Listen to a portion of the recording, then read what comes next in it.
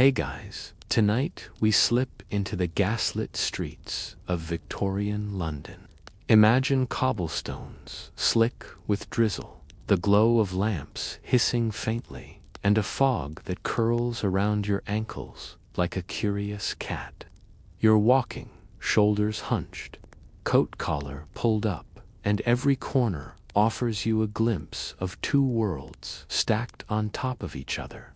The glittering wealth of a newly industrial empire, and the raw hunger of those who kept it all moving.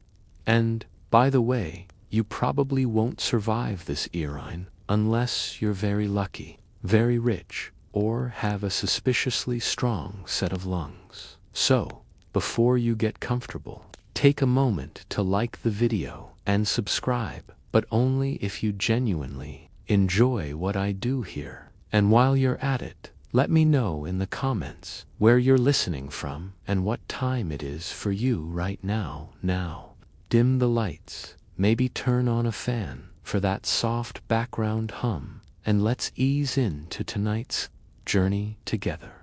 You begin by crossing a street lined with flickering lamps. They cast long shadows that stretch across uneven paving stones.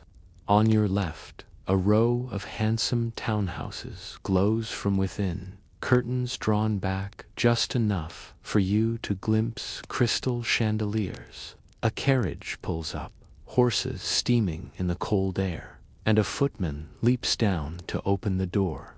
A lady steps out, wrapped in fur, not a raindrop daring to touch her. You can almost smell the perfume she leaves trailing behind on your right. Though just a few steps away, an alley opens up like a gaping wound. It reeks of smoke, damp straw, and something you're better off not identifying. Families, under leaning brick walls, huddling around fires made of scrap wood. Children in tattered shoes chase one another through puddles, their laughter breaking into coughs that echo off the bricks. You notice how the gaslight doesn't quite reach them, how their world stays in half darkness, even while the rich bask in golden glow. A MAINSTREAM historical fact for you. By the mid-19th century, gas street lighting had become a hallmark of cities like London, Paris, and New York. It transformed nightlife, making evening activities safer, or at least appearing to. But here's the quirky twist. Some Victorians were convinced gaslight caused madness. Doctors warned that the fumes could warp your brain, while others thought it simply made people too cheerful. Historians still argue whether gaslight truly improved public safety or merely highlighted the stark divide, because while the rich used it to show off their wealth, the poor often couldn't afford a single indoor lamp. You shuffle onward, shoes crunching against grit. The fog thickens, swirling up as if the city itself exhales through its chimneys. Every breath you take tastes faintly metallic, and you know this air isn't doing you any favors. That's the thing about Victorian London. It's beautiful if you squint, but it's also a slow poison if you inhale too deeply. Joke number 1, free of charge. If you lived here long enough, you wouldn't need to smoke cigars. The city would do the smoking for you.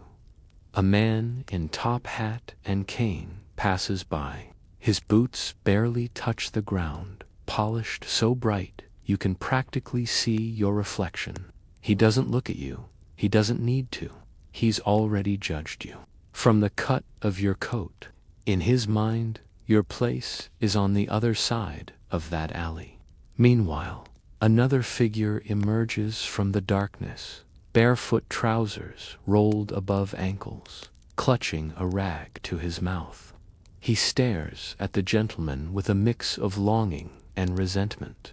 Two Londons collide silently here, one reflected in glass, one splattered in mud. You slip around the corner, where a lamplighter climbs his ladder. With a long pole tipped in flame, he nudges a lamp awake. The hiss and pop fill the air like a tiny firework. He hums as he works, a reminder that behind every magical piece of technology is someone underpaid to keep it running.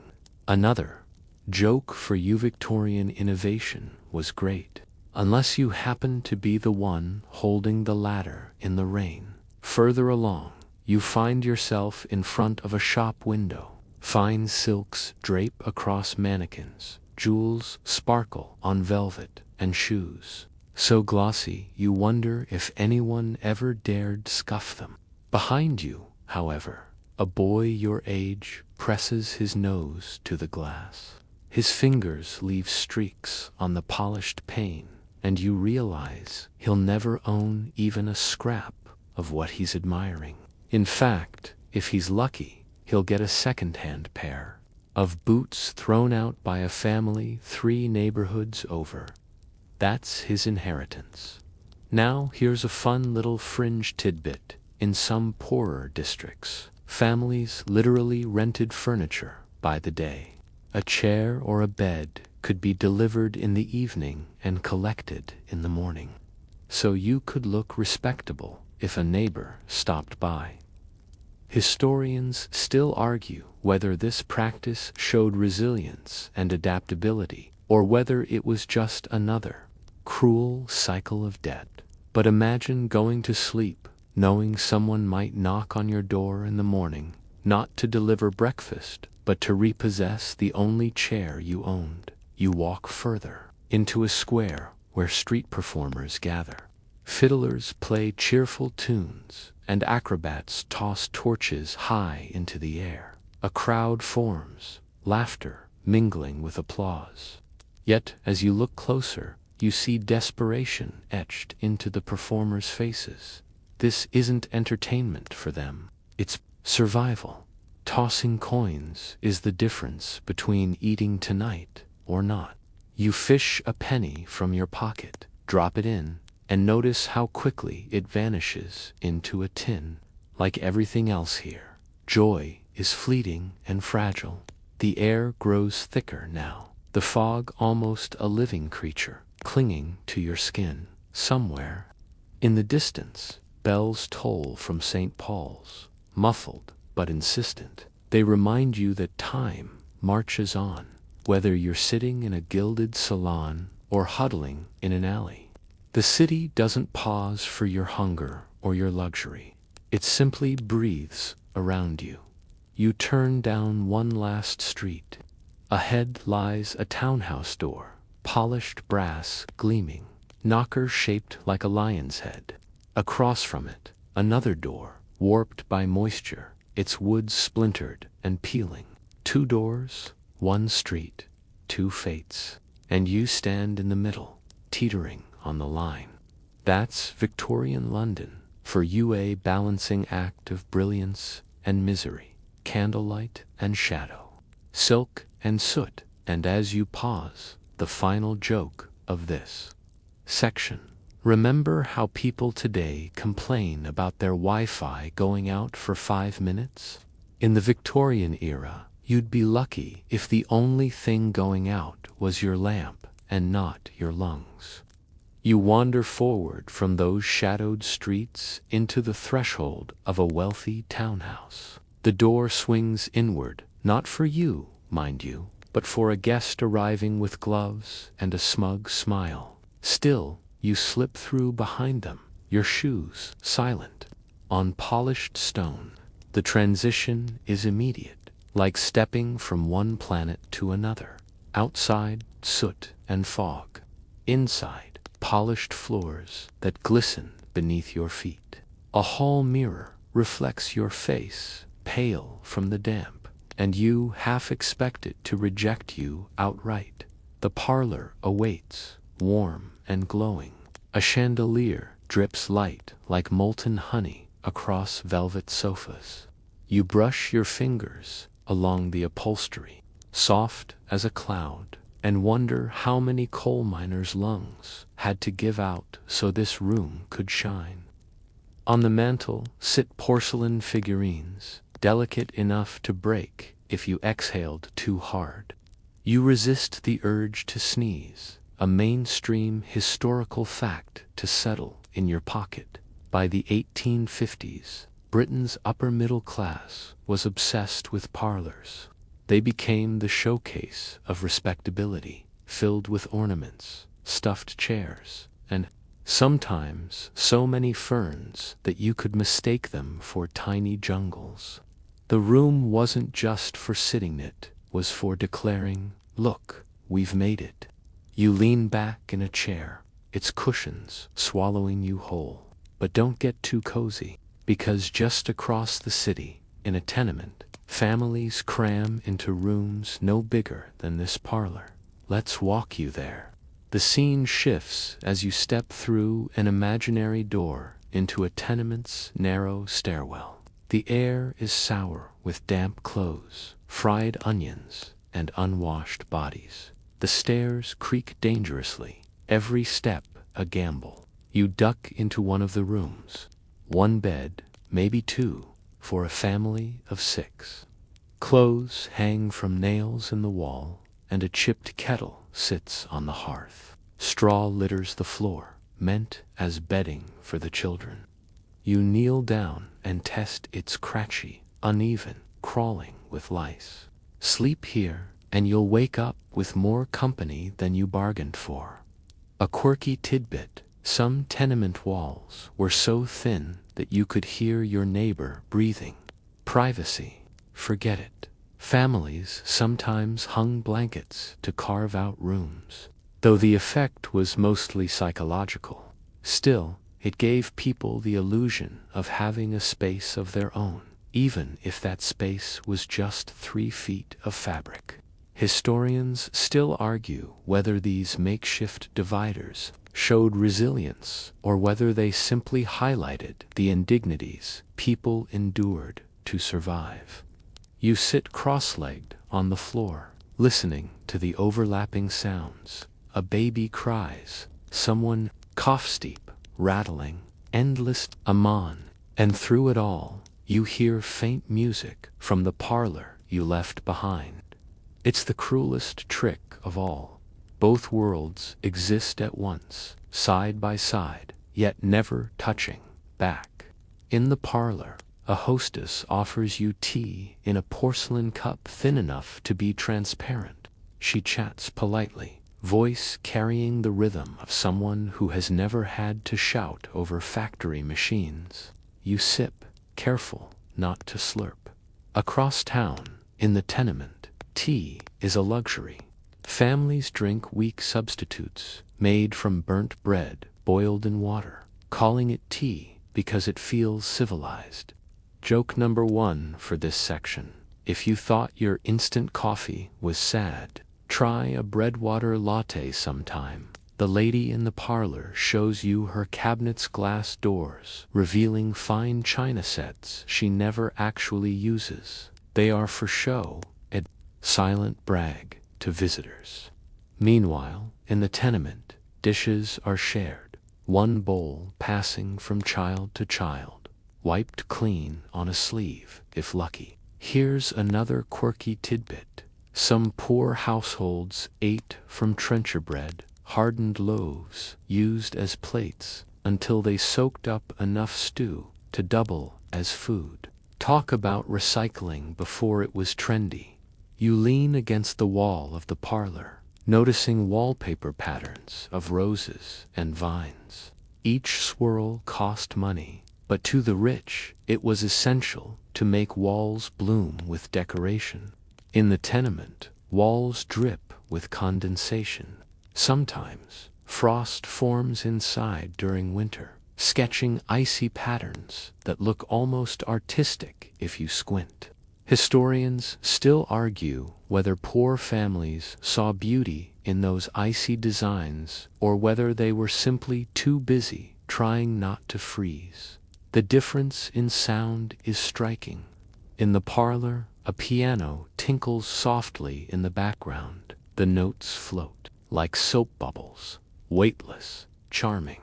In the tenement, The soundtrack is the whistle of kettles, the groan of pipes, the hiss of damp coals struggling to burn, and, of course, constant coughing.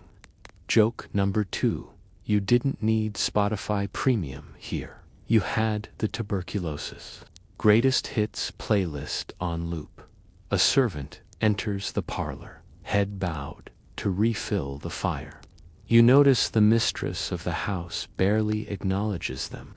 In the tenement, there are no servants. Children scuttle about, carrying coal, hauling water up endless stairs.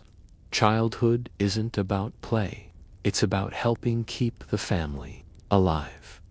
As you drift between these worlds, your mind wanders to smells again. Rich parlors smell faintly of beeswax, lavender water, and the faint temps of coal smoke outside. Poor rooms smell of boiled cabbage, wet boots, and humanity pressed too close together. It clings to you. You wonder if you'll ever scrub it off. A fringe detail slides in. Some wealthier families actually rented parlor maids for just a few hours to impress visitors.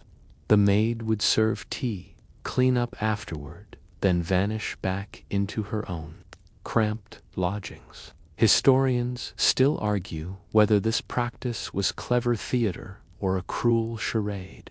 Imagine the awkwardness hosting guests with a borrowed servant. Like renting a tuxedo for the evening. Your eyes wander to a clock on the parlor mantel. It ticks evenly, a gentle rhythm. In the tenement, time is measured differently, by the factory bell, by the cries of infants, by the aching of bones. A wealthy family glances at their clock and thinks about dinner parties. A poor family glances at the sky and wonders if the landlord will show up demanding rent. Now, for joke number 3. Imagine you're a tenement resident finally getting an invite to a parlor. You sit on the sofa, and the cushions swallow you whole. You panic, thinking you'll never climb out. Congratulations, you've just discovered quicksand, but indoors. With embroidery, you leave the parlor quietly, though the warmth tempts you to stay. Outside again, the cold snaps at your skin. The tenement looms across the way, its windows glowing faintly, not with chandeliers, but with the dim orange flicker of coal scraps. The city holds both worlds, like two halves of a coin, one polished, one corroded, and you're caught in the flip, moving between silk and soot, velvet curtains and dripping walls. As you stand there, listening to the muffled laughter from the parlor and the restless cries from the tenement, you realize this isn't just architecture. It's ideology carved into wood and stone. You slip upstairs now, leaving the parlor behind. The polished banister curves like a ribbon beneath your hand, smooth from generations of servants, polishing it daily. You reach the first landing of a wealthy home, and before you is the master bedroom. The door opens to a scene of plush indulgence. Curtains draped in deep burgundy velvet, a fire snapping softly in the grate, and center stage a bed so enormous it could double as a stage for a Shakespeare play. You approach, shoes hushed by thick rugs, and your fingers trail across the sheets. They are silk, cool and slippery, whispering against your skin. You press, your palm flat, feeling the weightless luxury, the way the fabric resists clinging to dirt. On the pillow, lace spills like delicate frost, and the mattress stuffed with horsehair or even feathers supports you as though you were born to command empires. It feels like lying on a gentle cloud that's too proud to ever rain. Now, before you sink too far, let's remember what lies across town. In a cramped tenement, you kneel again beside a low cot. No silks, no feathers, just a sack of straw sewn into rough canvas. You tug the cover aside, and the straw spills, poking out like impatient needles. The sound it makes when you pat it down is sharp, scratchy, like stepping on dry twigs. You lie down for a moment, and instantly the smell of musty hay and sweat invades your nose. You shift, but no matter how you move, the straw crunches and leaves red marks on your skin. Here's your mainstream historical fact. In many poorer Victorian households, beds were shared by multiple family members. Siblings lined up shoulder to shoulder, or parents bundled children around them for warmth. Privacy wasn't even a consideration. Meanwhile, wealthier families sometimes had separate bedrooms for husband and wife, purely for the sake of formality. Let's be honest, because snoring was a problem even back then. A quirky tidbit for you. Some working-class people rented penny beds in common lodging houses. For a single coin, you could sleep on a rope stretched across a room. Just drape yourself over it like laundry. By morning, the rope was lowered, and down you went, whether you were awake or not. Joke number 1 here. Imagine paying money to nap like a badly hung coat. That's Victorian budgeting for you. Back in the wealthy bedroom, you notice a servant discreetly smoothing the sheets again. The master and mistress don't even enter until everything is perfect. Pillows fluffed, sheets turned down, bed warmed with a hot brick slipped beneath the covers. Think about that. Their greatest bedtime inconvenience was whether the warming pan cooled too quickly. Meanwhile, in the tenement, the only warmth comes from piling close together and hoping your neighbor's cough doesn't spread. You sit at the edge of the rich bed. A canopy overhead looms like a protective cloud embroidered with golden thread. Each stitch testifies to hours of labor by hands you'll never see. You imagine lying here, staring upward at swirling patterns until sleep claims you. Across town, however, the ceiling of the poor family's room leaks. You lie in the straw and listen to water drip, drip, drip into a rusty bucket. That sound becomes your lullaby. Historians still argue whether these tiny contrasts mattered more psychologically than physically, whether knowing luxury existed nearby made the hardship sharper, or whether people simply didn't have the time to dwell on it. You reach under the rich bed and discover a chamber pot, porcelain with painted flowers. Practicality hides beneath beauty here. In poor homes, chamber pots were usually tin or crude clay, and sometimes non-existent. Families might rely on shared privies in courtyards, which overflowed more often than anyone would like to admit. Joke number 2. If you think waiting for the bathroom in the morning is bad, try competing with 30 of your closest neighbors for one outdoor pit. The wealthy household's bedroom holds more than just a bed. You notice wardrobes gleaming with polished oak, a dressing table set with combs of ivory, bottles of perfume lined like soldiers, ready for battle against bad breath and worse smells. The poor, on the other hand, stored clothing in sacks, hung on nails, or simply left garments folded at the foot of the bed. A child might share not only a mattress, but also a shirt, passed down until the fabric gave up. The contrast deepens when you think about bedtime rituals. A rich lady might sip warm milk, slip into a nightgown of linen trimmed with lace, and settle into bed while a servant read softly or drew the curtains closed.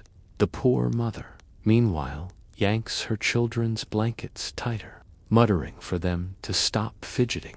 her own dress doubling as a nightgown because she can't afford a separate garment. Here's another fringe detail. Victorians were obsessed with sleep hygiene in different ways than we are. Some manuals suggested leaving windows open to let in fresh night air, even in winter. Wealthy families tried it, bragging about their vigor. Poor families didn't need advice. They had no choice but to live with broken windows, drafts, crawling over their straw beds. Historians still argue whether those open windows improved health or just gave everyone extra colds. Now, pause a moment. You turn onto your side in the straw bed. The tickle on your neck isn't imagination lice, and fleas were constant companions.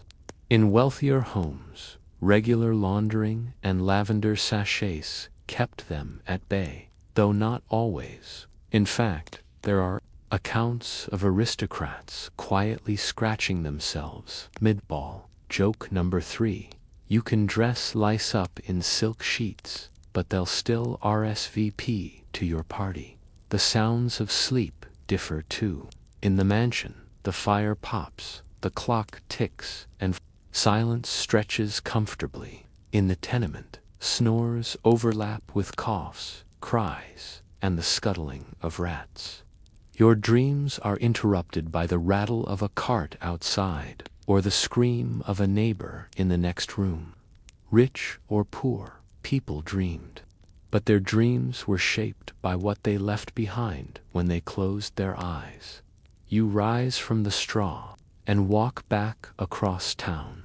At the mansion's door, the butler greets you with a stiff nod. He leads you to a guest bed, smaller but still lined with linen, finer than anything most of the world would ever touch. You lie down, the mattress sighing beneath you. And in that contrast, silk versus straw, you feel the Victorian divide most vividly. Sleep, that universal human need, became a nightly reminder of inequality. Before you drift off here, remember, in this city, 2 children close their eyes at the same time. One dreams under embroidered canopies, the other under leaking rafters. And tomorrow morning, only one of them will rise to a breakfast served on china plates. You leave the bedrooms behind, stepping quietly into the heart of daily life, the dining table. Here, the contrast becomes almost theatrical. Imagine yourself gliding into a grand dining room where ceilings stretch higher than most poorhouses. The long table gleams beneath a chandelier, and silver cutlery is arranged so precisely you'd need a map to know which fork to use first. Servants hover, ready to refill glasses before they're even half empty. A feast awaits. Platters of roasted pheasant arrive, skin crisped golden, accompanied by potatoes layered with cream. Steaming tureens of soup are set down, the aroma filling the air like a warm blanket. You glance down the table, and it seems to go on forever, laden with fish, fruit, wine, and puddings, stacked in tiers like edible architecture. And yes, pudding wasn't just dessert. In Victorian terms, it could be anything from savory to sweet. You pick up a spoon and wonder if anyone ever finished all this food, or if the leftovers ended up in the servants' quarters. Here's a mainstream historical fact. Wealthy Victorians treated meals as performances. A dinner could include as many as 10 to 12 courses, each one designed to impress. The menu wasn't just about eating, it was about flaunting wealth and refinement. Imagine announcing, "Yes, I can serve oysters in January because I have the means to transport them across the country on ice." That was social currency. Now, you step across town into a tenement kitchen, or rather, a room where cooking tries to happen. The space is smoky, the fire uneven, the pot blackened by years of use. Tonight's meal is gruel, oats boiled in water, salted lightly, if at all. You dip a spoon in, and the texture is thin, watery, clinging to the metal in sad clumps. Sometimes families managed bread with drippings fat, skimmed from meat someone else had already eaten. Meat itself was rare, more a rumor than a staple. Joke number 1. If you wanted to go vegetarian in a tenement, congratulations. The economy already decided for you. A quirky tidbit for your pocket. In poorer areas, people sometimes bought penny pies from street vendors. They were small, cheap, and often stuffed with questionable fillings, offal bones, even sawdust mixed with flour to bulk them up.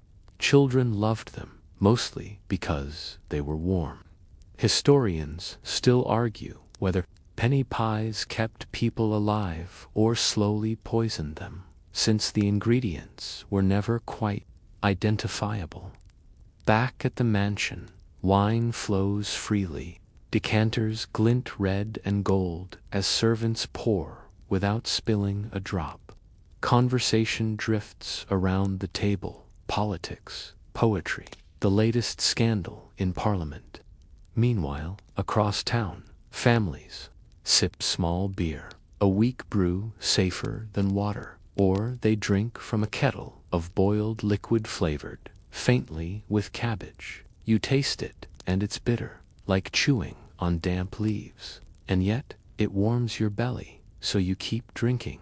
You glance again at the rich table. Guests dab mouths delicately with napkins. The poor, they use sleeves. You notice a child in the tenement licking a bowl clean, not for greed, but necessity. Every scrap matters. Meanwhile, a wealthy lady refuses dessert, declaring herself too full, the irony so thick you could spread it on toast. Here's another fun contrast. Wealthy Victorians adored jellies. They molded them into elaborate shapes, castles, crowns, animals using bright colors from new chemical dyes. Imagine wobbling gelatin, glowing green under candlelight. In poor homes, the closest equivalent was boiled potatoes, mashed until they collapsed. Historians still argue whether food artistry mattered, or if it was merely another way for the rich to flex their disposable time and money. The smells tell stories too. Rich dining rooms smell of roasted meats, spiced wines, fresh bread. Poor rooms smell of boiled cabbage and coal smoke, heavy and clinging. You try to breathe through your mouth, but the taste clings there, too. Joke number 2. If boiled cabbage were a perfume, it'd be called eau de tenement, and nobody would buy it. Except maybe, ironically, you notice too how utensils shape the experience. Wealthy diners handle forks with long tines, engraved handles. Poor families often eat with wooden spoons or fingers. One spoon might pass down a line of children, wiped between bites with the corner of an apron. It's a different kind of sharinga, necessity, not a symbol of closeness. Then there's the issue of food safety. At the rich table, meats are fresh, or at least treated by cooks who know how to prepare them. In the tenement, rancid food often slipped through markets. People bought what they could afford, regardless of smell. A quirky tidbit: there were documented cases of milk watered down with chalk or even formaldehyde to stretch it. Historians still argue whether the authorities turned a blind eye or simply lacked the power to regulate markets effectively. You turn to dessert at the wealthy table. Candied fruits sparkle like jewels, puddings steam gently, and ices are served. Yes, ice. stored in insulated houses from winter harvests. Imagine eating frozen cream in summer, while others couldn't keep fresh milk overnight. Across town, dessert is bread crust dipped in sugar, if anyone managed to buy it. Joke number 3. If you ever feel guilty about midnight snacks today, just remember someone once ate sugar water and called it a treat. The ritual matters too. Rich dinners begin with a prayer, a toast, a ceremonious unfolding of napkins. Poor dinners often begin with a sigh, relief that anything is on the table. And while the rich chat about art and travel, the poor count pennies, wondering if tomorrow's meal will appear at all. As you lean back, full from both meals, luxurious and meager, you realize dinner in the Victorian world wasn't just about food, it was about identity. It told everyone exactly where you stood in society. And though hunger gnawed more cruelly at the poor, perhaps the rich suffered too in their endless need to prove they belonged at that long, glittering table. You step away from both scenes, the taste of pheasant and cabbage still mixing uneasily on your tongue. The clatter of forks fades into the clink of tin spoons, and as the city exhales through its chimneys again, you're reminded the Victorian table fed not just bodies, but hierarchies. You leave behind the lingering tastes of pheasant and penny pies, stepping out once more into the gaslit fog. The night is restless, alive with movement. Ahead of you rolls a polished carriage, its lamps glowing like miniature suns, the horses' hooves clattering with the confidence of wealth. The wheels cut clean tracks through the mud, a temporary mark of superiority. Inside, behind curtains of silk, a lady leans back against velvet cushions, her gloved hand resting on the sill, as if the city itself were built merely to glide past. You trail the carriage for a moment, noticing how it seems to float above the grime. It doesn't splash, doesn't stumble. And then your eyes drop to the ground, where figures plod through muck that clings like glue. Men trudge, with boots cracked open at the seams, their socks soaked. Children march barefoot entirely, toes splayed against cold stone. You step off the curb to join them, and instantly your foot sinks into a puddle that chills you to the bone. No velvet cushion here, only blistered heels and damp soles. Here's a mainstream historical fact to tuck away. By the mid-1800s, the wealthy used carriages not only for convenience but as status symbols. The number of horses, the shine of the wheels, even the livery of the driver declared social rank. To be seen in the right kind of carriage was as essential as owning a designer car today. Meanwhile, the majority of London's population walked everywhere, often for miles, through mud mixed with horse manure and coal soot. You glance around at the streets. The smell is unmistakably mixture of manure, smoke, and the sharp tang of wet leather. Imagine wading through this daily, the damp seeping into your bones. Joke number 1. You'd never need to pay for a spa detox. The Victorian streets would cleanse you every step of the way, though mostly by scrubbing off layers of your sanity. A quirky tidbit: some poorer workers tried to preserve their boots by coating them in lard or animal fat. It kept water out for a while, but left a greasy trail behind. Historians still argue whether this was resourceful ingenuity or just another sign of desperation. You can almost picture a trail of shiny footprints glowing under the gas lamps. You climb back into the imagined carriage now. The seats are springy, the ride smoother than you expected, though every bump reminds you of the cobblestones. The driver sits above, whip in hand, his back stiff against the wind. You realize the horses themselves are part of the wealth equation. Well-bred, sleek, brushed until their coats gleam even, their harnesses are polished leather with brass buckles that flash in the lamplight. Compare that to the donkeys and tired nags pulling carts in the poorer districts, ribs showing hooves. Uneven, their weary snorts echoing like size dot inside the carriage. Conversation is calm, voices cushioned by upholstery. Outside, in the crowd, voices are loud, urgent, competing with the clatter of wheels. Children cry when splashed with mud.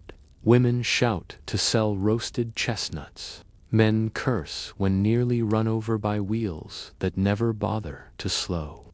The street is a theater, and you're caught between balconies and groundlings. Privilege and survival, another fringe detail. Crossing sweepers made a living by clearing small sections of road for pedestrians, scraping away mud and manure so you could step across without ruining your shoes. The wealthy often tossed them pennies for this service. Historians still argue whether this was a genuine form of urban hygiene or merely an excuse to maintain appearances while leaving the streets fundamentally filthy. Imagine being paid to sweep a 3-foot path through chaos like shoveling snow. With a teaspoon, you walk with the poor again, boots sloshing. Every step reminds you that shoes wore out quickly and replacements were costly. Some families pawned clothing and shoes in hard times, meaning children literally walked barefoot to school or work. In winter, frostbitten toes weren't uncommon. Meanwhile, the lady in the carriage sighs at the inconvenience of waiting behind another carriage jammed in traffic. Perspective is everything. Joke number 2. If you think your morning commute is bad, at least you don't have to dodge horse droppings every 5 feet while fighting for sidewalk space with 3 pigs and a goose. The Victorian traffic report would have been comedy gold. Your nose twitches at the smell of leather polish drifting from a carriage harness. It mixes with the ever-present coal smoke, and suddenly you're aware of how the city is layered in sense of both refinement and filth. In wealthy neighborhoods, streets are wider, pavements cleaner, and carriages move in orderly procession. In poorer quarters, alleys choke with handcarts and wheelbarrows, the wheels squealing as they scrape along uneven stones. You notice something else. The rhythm of travel itself divides classes. Wealthy passengers glide past shops, glimpsing them as blurs. Poor pedestrians stop at every stall, pausing to haggle or stare at displays they can't afford. Walking forces you to notice every detail: the cracks in walls, the dirt on hands, the exhaustion etched into faces. Riding shields you, transforming the world into scenery rather than reality. Historians still argue whether the carriage insulated its riders from empathy or simply reflected the detachment already baked into the social order. And let's not forget, roads themselves carried risk. Accidents happened often. Horses spooked, wheels snapped, pedestrians crushed.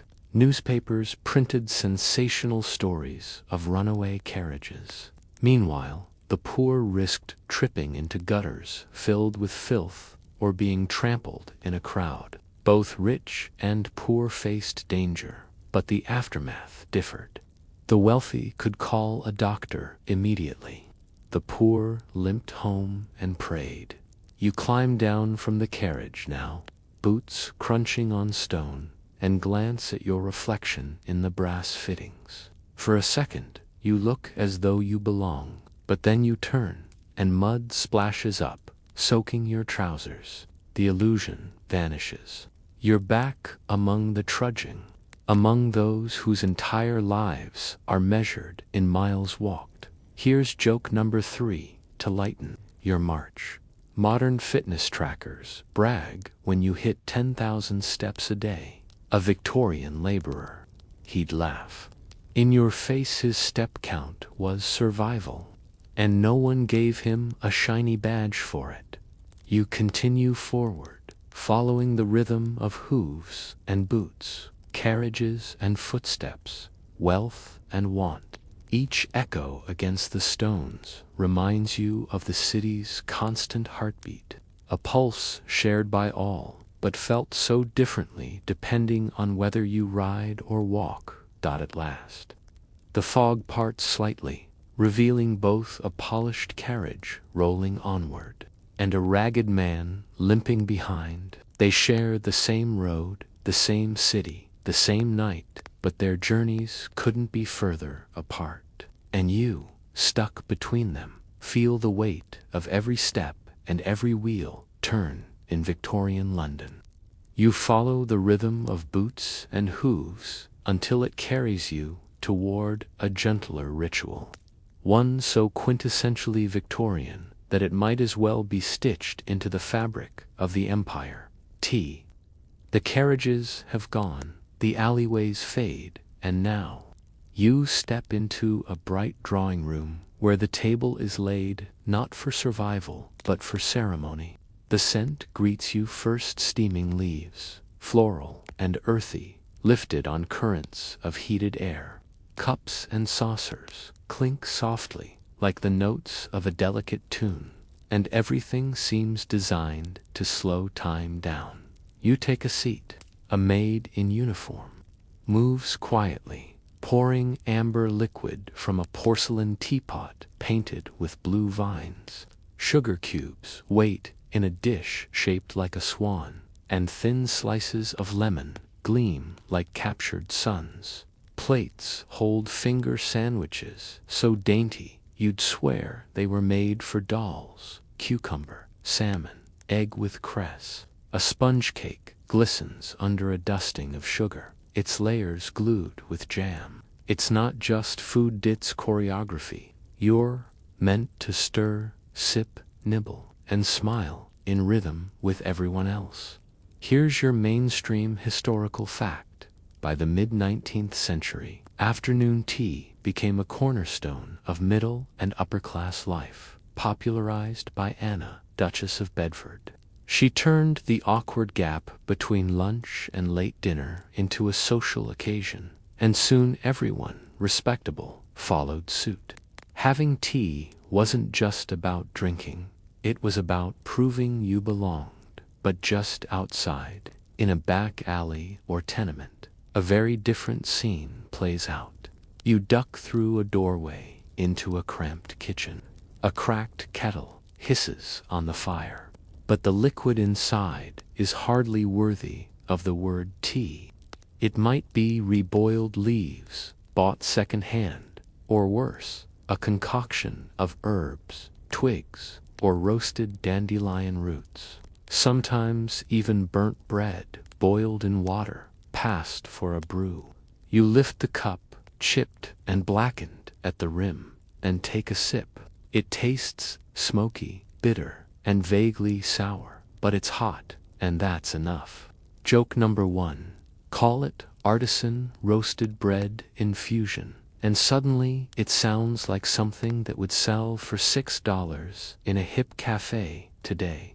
A quirky tidbit in some poorer districts. Vendors actually sold street swill advertised as tea. It was boiled water, flavored with a few exhausted leaves, bulked out with iron filings or other nasties to give it color. People still bought it because it cost less than genuine tea. Historians still argue whether the poor actually enjoyed the taste, or whether it was purely about the placebo effect, the ritual of sipping something hot that made life feel briefly civilized. Back in the parlor, a lady lifts her cup with practiced grace. You notice how even the angle of her wrist seems rehearsed. The conversation is light, circling around novels, fashion, or gossip.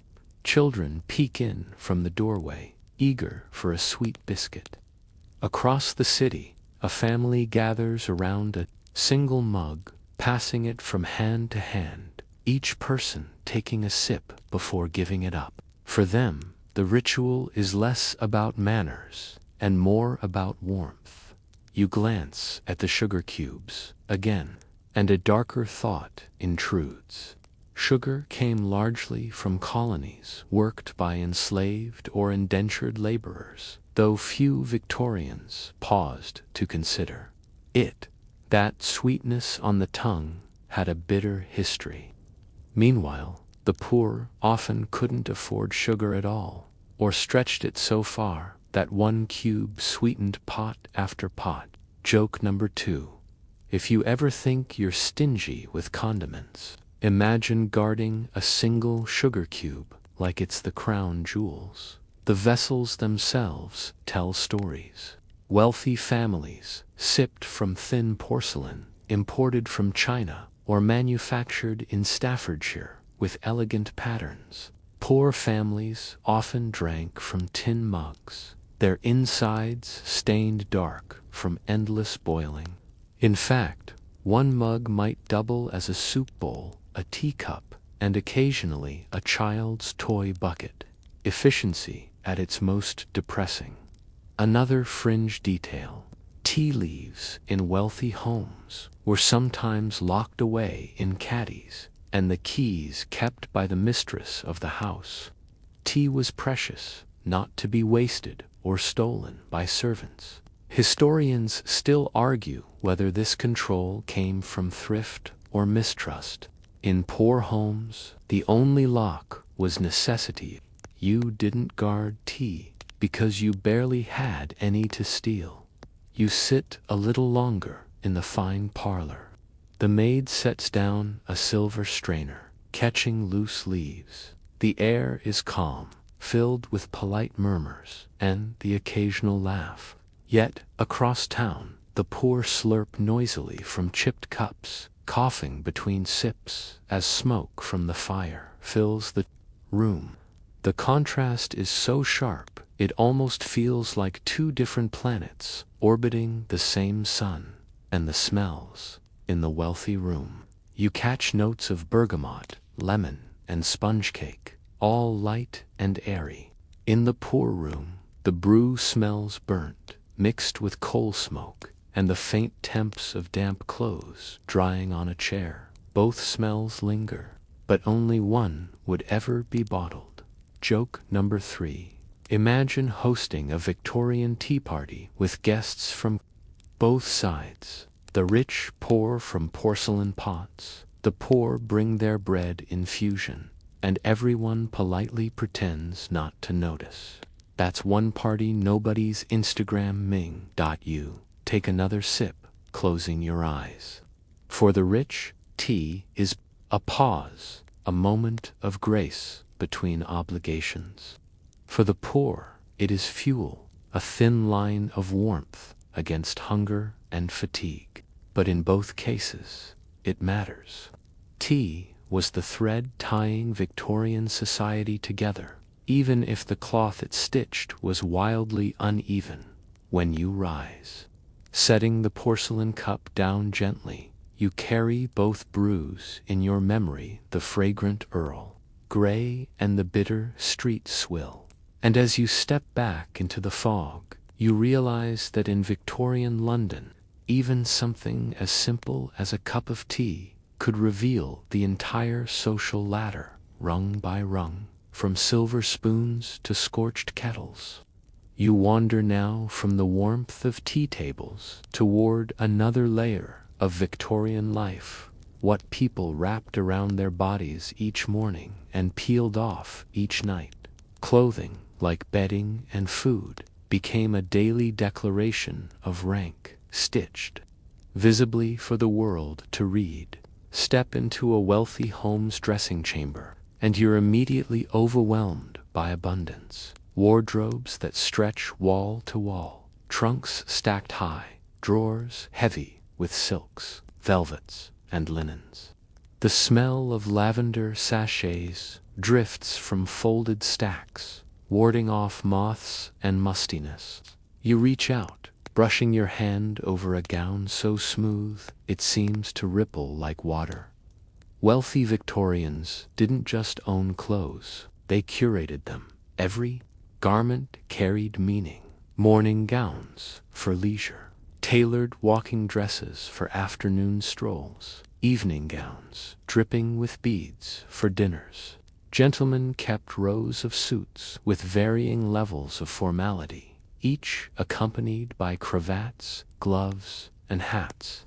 The process of dressing could take an hour or more, with servants lacing corsets, buttoning cuffs, and polishing shoes. Clothing wasn't just practically it. The wardrobe is a nail on the wall, with 2 or 3 garments dangling from it. A mother shakes out her one decent dress, the hem frayed but still holding. Children scramble into patched trousers and shirts, fabric rough and stiff from repeated washing in cold water. Sometimes, garments are handed down until they nearly disintegrate. You run your fingers across one such shirt, so thin in places that daylight leaks through. The difference is staggering. Here's your mainstream historical fact. The textile industry boomed during the 19th century, making Britain the workshop of the world. Cotton from colonies flooded into factories, producing vast amounts of fabric. But while production soared, distribution remained uneven. The wealthy flaunted endless wardrobes, while the poor still struggled with scarcity.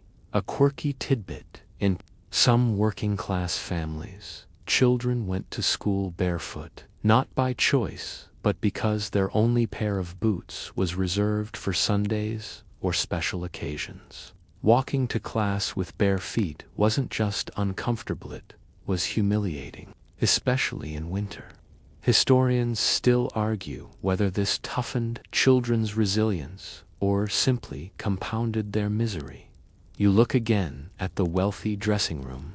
A lady stands before a mirror, a maid tugging at the strings of her corset. The waist shrinks, ribs compress, and her breath shortens, but she smiles.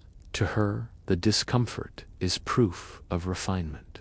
Across the city, a working woman yanks her skirt tighter with a piece of twine, improvising because buttons have popped. The skirt is too large, handed down from someone else, but she makes it fit. Both women leave their rooms dressed, but one carries elegance, while the other carries survival. The accessories tell their own story. In wealthy homes, gloves, parasols, and hats complete the picture. Each hat is decorated with feathers or ribbons, standing tall like a crown. In poor homes, a hat might be shared among siblings, passed around, depending on who needs to look respectable that day. Joke number 1. Imagine scheduling custody of a hat like divorced parents do with weekends. The fabrics themselves are different worlds. Wealthy wardrobes glitter with silk, satin, lace, and fine wool. Poor clothing is coarse cotton, heavy wool, or whatever scraps can be found. Sometimes, garments are pieced together from multiple old ones, patchwork born not of fashion but of necessity. You run your hand along a sleeve with 3 different fabrics, stitched awkwardly but still holding together. Another fringe detail: wealthy Victorians occasionally donated old clothes to charities, but sometimes they sold them to second-hand shops. Poor buyers would pick through these cast-offs, buying garments already worn thin. Historians still argue whether these donations were acts of genuine charity or simply a way to make space in overstuffed wardrobes. Either way, the poor often walked around wearing garments that once paraded in wealthy drawing rooms. The sound of clothing differs, too. In the dressing chamber, silk swishes softly as the lady moves, jewelry clinks, boots squeak polished leather. In the tenement, the shuffle of bare feet is louder than any garment. Fabric rustles stiffly, coarse against skin. And yes, sometimes, it even crackles faintly with lice. Joke number 2. You know fashion is brutal when the most common accessory in a tenement household is a flea comb. Not exactly what Paris runways had in mind. You glance at laundry day.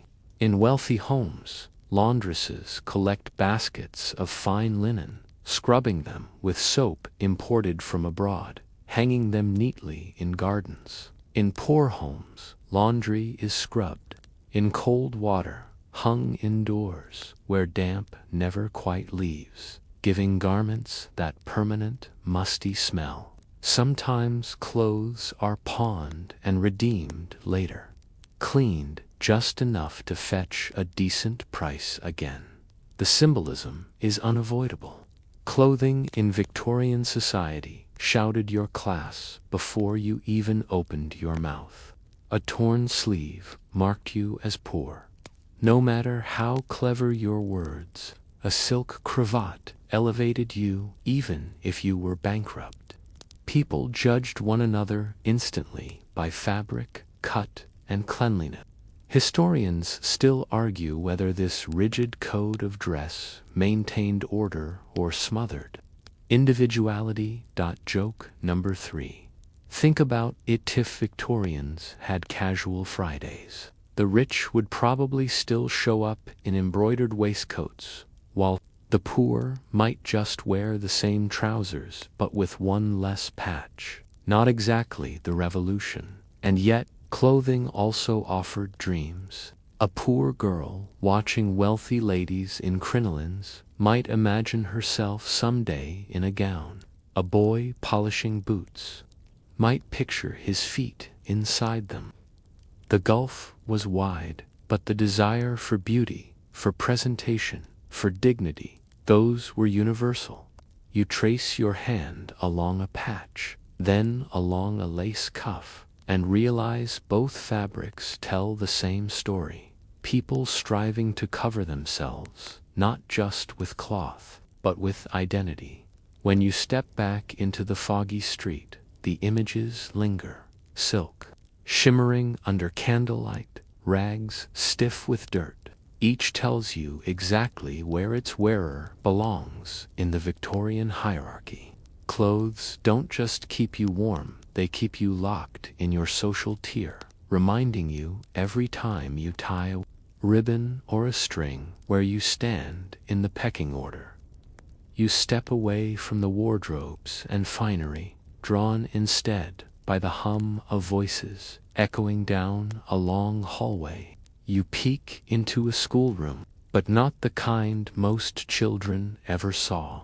This one belongs to a wealthy householder private classroom tucked neatly inside the home, where young heirs and heiresses sit before a polished desk. A governess, stern but elegant, guides them through. Lessons in Latin and French. Books bound in leather line the shelves. A globe spins slowly in the corner, gilded oceans gleaming. You take a seat at the back. The boy in front of you recites conjugations without stumbling. His sister copies French verbs in a neat hand. Their tutor corrects her posture more than her spelling because here, manners matter as much as knowledge. The pencils are sharp, the paper thick, and the air smells faintly of ink and beeswax. Education here is not just about learning facts. It's about grooming for leadership, teaching children to sit straight, speak politely, and see themselves as the rightful owners of tomorrow. Now step across the city, and the scene could not be more different. You duck into a mill yard where children, barely 10, stumble into work before dawn. The air smells of oil and damp wool. Children's fingers dart into gears to clear clogs, risking more than a poor grade if they make a mistake. The foreman's stick taps impatiently on the floor, a rhythm of fear. Lessons here are learned in sweat, not ink. You bend down and notice how their backs stoop already, bones bending under burdens that education might have lifted. Here's your mainstream historical fact. By the 1830s and 1840s, child labor was rampant in factories across Britain. Reforms slowly limited hours, but many children still worked long days, often over 12 hours, for pennies. Schooling for the poor became more common after the Education Act of 1870. But before that, countless children grew up knowing machines better than books. A quirky tidbit: some wealthy families kept educational toys, like dissected maps or alphabet blocks carved from ivory. In poor homes, a slate, if they had one, was reused endlessly, wiped clean with spit when chalk ran out. Historians still argue whether those meager resources gave children resilience or simply reminded them of what they lacked compared to the silk-gloved students across town. You glance back into the wealthy classroom. Lessons shift to music. A piano tinkles in the corner, the governess guiding small fingers across ivory keys. The boy fidgets, the girl hums. Across the city, music comes from factory whistles, from street organs cranked by beggars, from parents humming lullabies over crying infants. Education for the rich is structured, elegant, and aspirational. For the poor, it's improvised, and often cut short. Joke number 1. Imagine a factory kid listening to a Latin lesson. Amo amas, amot, sounds fancy until you realize it won't fix the broken loom or put bread on the table. Practicality beats conjugation every time. The environments couldn't be more different. In wealthy schoolrooms, windows open to manicured gardens where children might run during breaks. And yet, both groups of children dream during lessons, one about exploring the empire, the other about simply having a free afternoon. Another fringe detail: Sunday schools became crucial for working-class children, teaching basic reading and scripture. For some, it was the only formal education they ever received.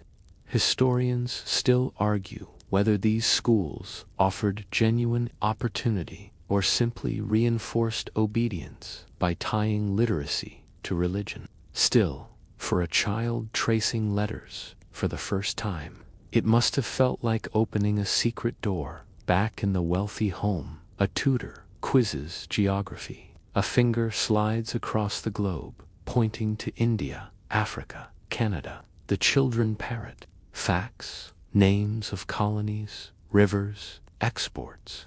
Their education is global because their empire is global.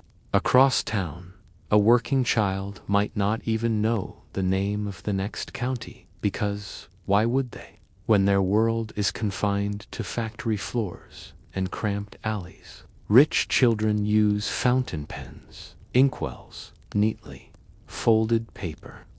Poor children scribble on slates or scratch with charcoal on scraps. The wealthy learn handwriting as art, practicing flourishes.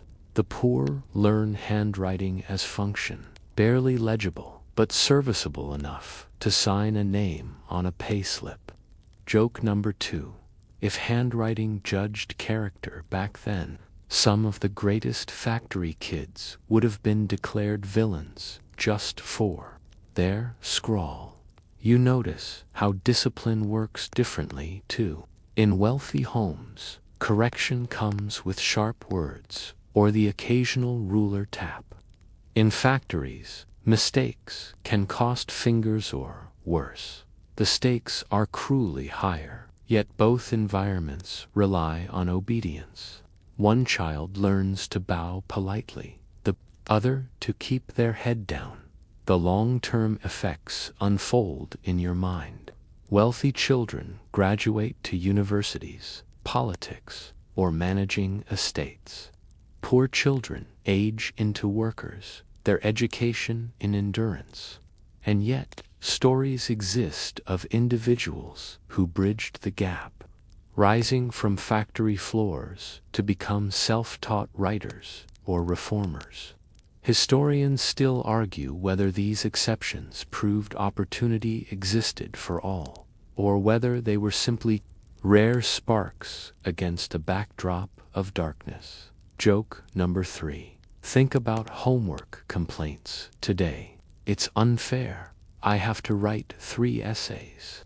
Imagine telling that to a Victorian child who just worked a 14-hour shift at a cotton mill. They'd laugh and then fall asleep standing up. You drift back into the wealthy schoolroom. One last time. The governess closes the lesson with scripture, the children reciting in unison, voices polite and practiced.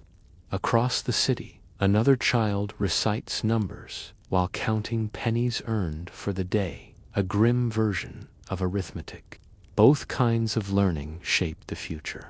But one builds leaders, while the other cements laborers. As you leave, the whispers of children tracing letters, the coughs of those who'll never hold a book again, and you realize education in Victorian London wasn't just about what you learned, it was about what you were allowed to hope for. You move away from classrooms and mills, following the faint hum of voices until it pulls you toward the thresholds where families and servants cross paths. The Victorian household is never silent behind the polished parlors and gilded bedrooms. Runs an undercurrent of whispers, gossip, and complaints, half hidden but always present. If you pause long enough, you'll hear it in the mansion. You slip through a narrow servants' corridor, the air cooler, the wallpaper plainer. Down here, the world is stripped of velvet and lace. Boots clatter quickly over stone, skirts swish.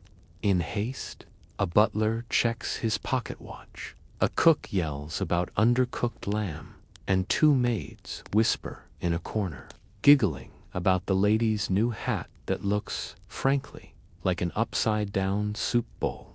The gossip is soft, conspiratorial, spoken with a mix of reverence and rebellion. Step into the kitchen.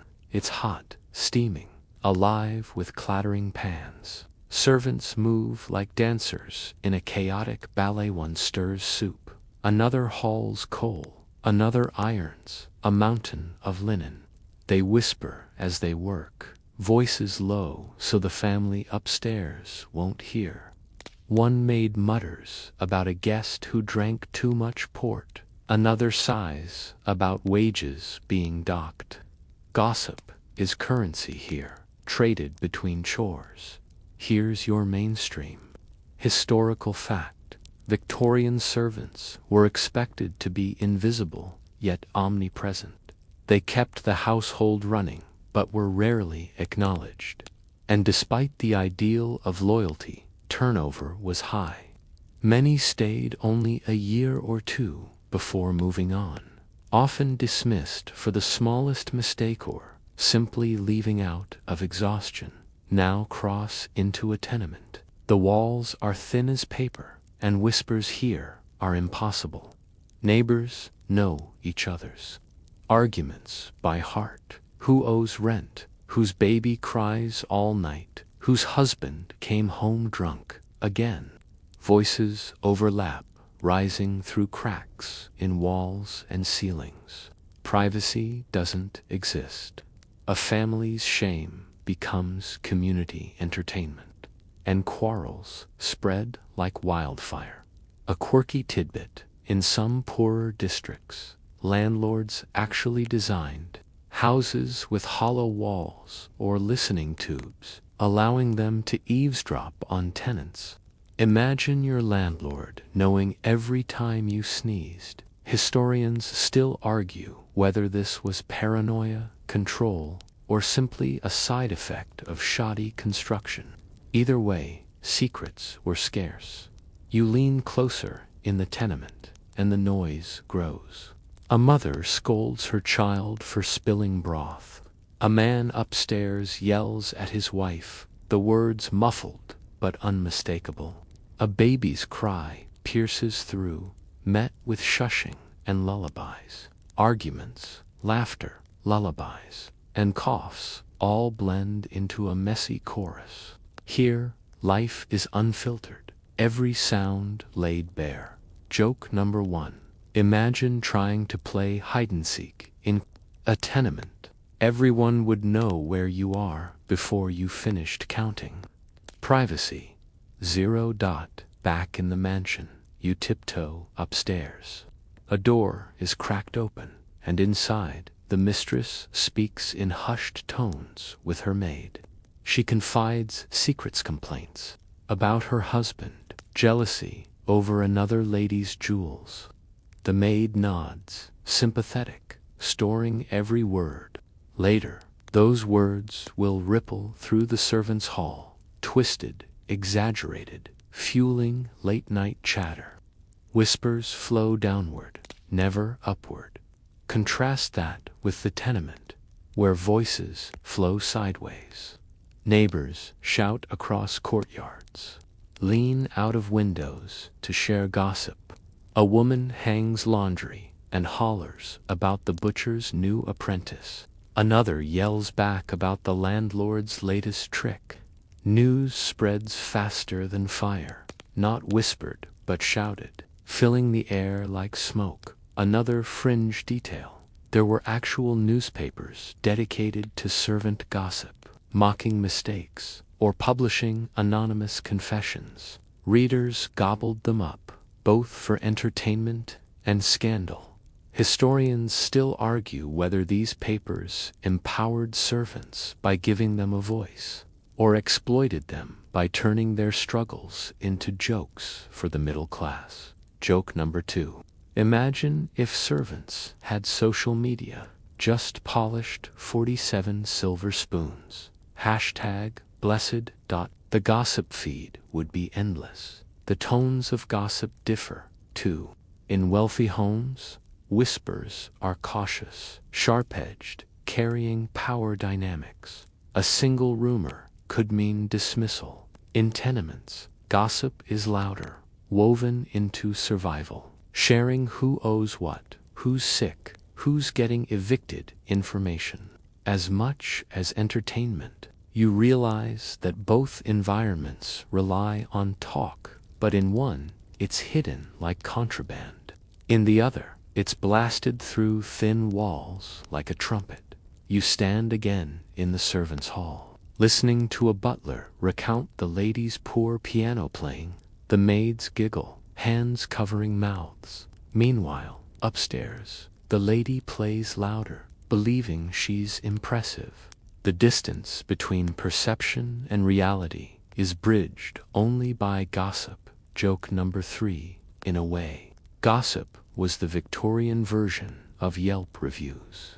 Dinner was overcooked. Lady wore a ridiculous hat, would not serve again. Except instead of stars, you whispered it while ironing shirts. And yet, whispers and shouts both reveal the same truth. People notice, people talk, people connect over shared frustrations. Whether you're a maid whispering about the master's affairs, or a neighbor shouting about overdue rent. Gossip is how communities process inequality. When you finally step back into the foggy street, the echoes linger, the quiet hiss of servants gossiping in corridors, the loud quarrels of neighbors through paper walls. Both sets of voices remind you that even in a city divided by wealth, everyone is bound together by the need to speak, to share, to laugh, to vent. Victorian life may have separated people into mansions and tenements, but gossip stitched the human fabric back together, thread by thread, word by word. You step away from the chatter of neighbors and servants, drawn now toward one of the sharpest dividing lines of Victorian life. Health, the body, fragile as it is, could make or break a family's survival. And in this age of coal smoke, open sewers, and experimental medicine, health was both a privilege and a gamble. Start in the wealthy home. A child sneezes in the nursery, and within an hour, a physician has been summoned. He arrives in a dark coat, carrying a leather bag of polished instruments. He is greeted at the door with respect, his fee handed over without hesitation. Inside the nursery, he checks the child's pulse with calm confidence, prescribes a syrup laced with opium, and suggests airing out the room with a draft of fresh air. Perhaps he recommends a seaside holiday, the ultimate Victorian cure. The mother nods, reassured, her anxiety smoothed away as efficiently as the physician's mustache wax. Now slip into a tenement. A child coughs here too, but the sound is different, hacking, deep, relentless. The mother wrings her hands, unable to summon any doctor. Instead, she pulls onions from the cupboard, chopping them roughly, pressing the pieces into a poultice to lay across the child's chest. She whispers prayers while stoking a weak fire, hoping warmth will chase away illness. The only medicine she can afford is time and faith. Here's your mainstream historical fact. Opium-based medicines, like laudanum, were widely available in Victorian Britain. Wealthy families purchased refined versions from pharmacies, while poorer families often bought diluted or dangerous concoctions from street vendors. These treatments quieted pain and coughs, but came with serious risks of addiction or overdose. A quirky tidbit: some Victorians swore by wearing flannel underwear year-round as a health precaution, believing it warded off colds. Imagine sweating through summer in itchy wool for the sake of wellness. Historians still argue whether this practice had any benefit or was simply another odd fashion of the age. Back in the mansion, you glance at the physician's instruments: stethoscopes, thermometers, scalpels. Across town, the poor family's tools are more desperate. A chipped mug filled with herbal brew, a rag dipped in vinegar, a spoon of honey if fortune allows. Joke number 1. If WebMD had existed back then, both rich and poor would have read cough equals imminent death. But only the wealthy got reassurance for a fee. The smells differ too. In the nursery, air is perfumed with lavender water sheets, freshly laundered. In the tenement, the air smells damp, heavy with coal smoke and mildew.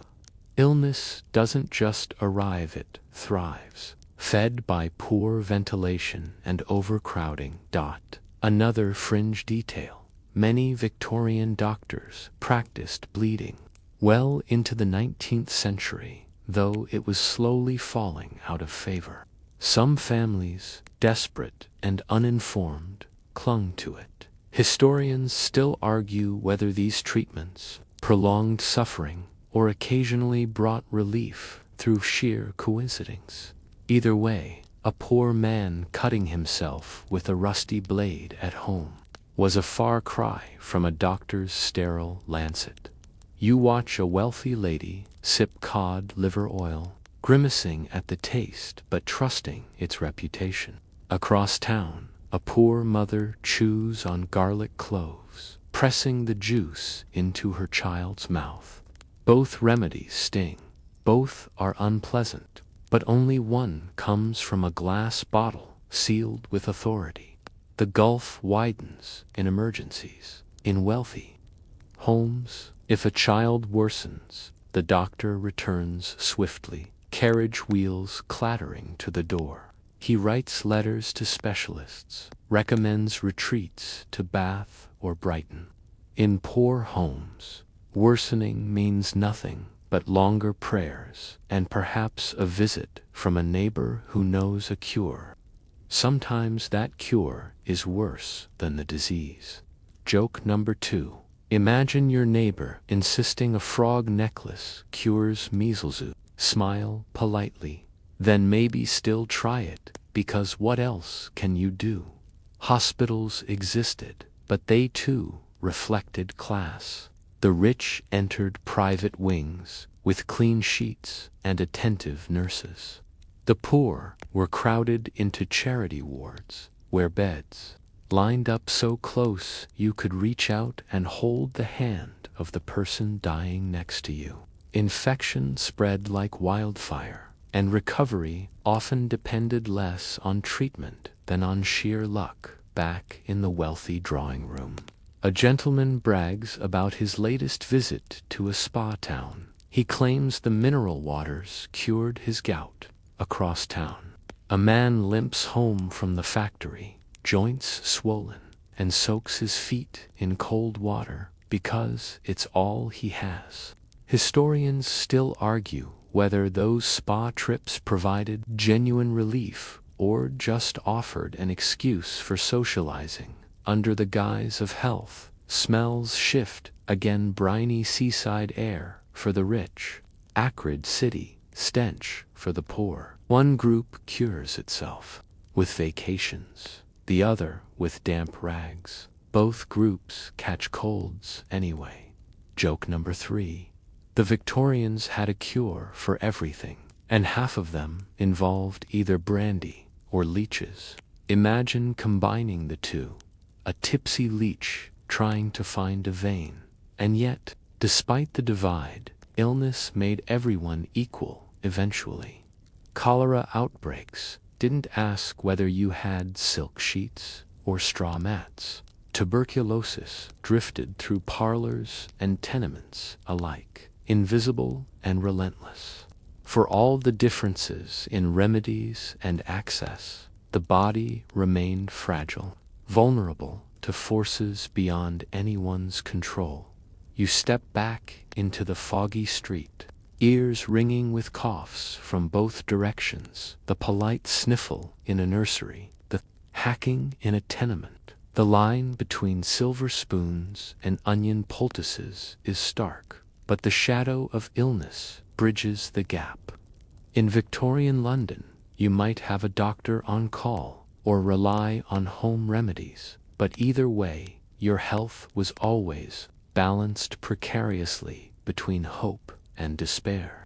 The coughs and whispers of medicine fade behind you as you step back outside, where the true face of Victorian London hangs heavy in the air. Coal smoke curls through every street, darkening the sky even at midday, and you notice how it stains the brickwork, your collar, even the inside of your nose. The city breathes smoke like a living furnace, and you're walking inside its lungs, but not all lungs suffer equally. Step first into the walled gardens of the wealthy. The gates swing open, and suddenly the world changes.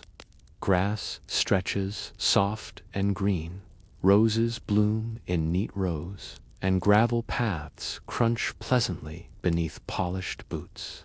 You inhale, and for a moment the air feels lighter though it's mostly an illusion crafted by gardeners who prune every leaf to perfection.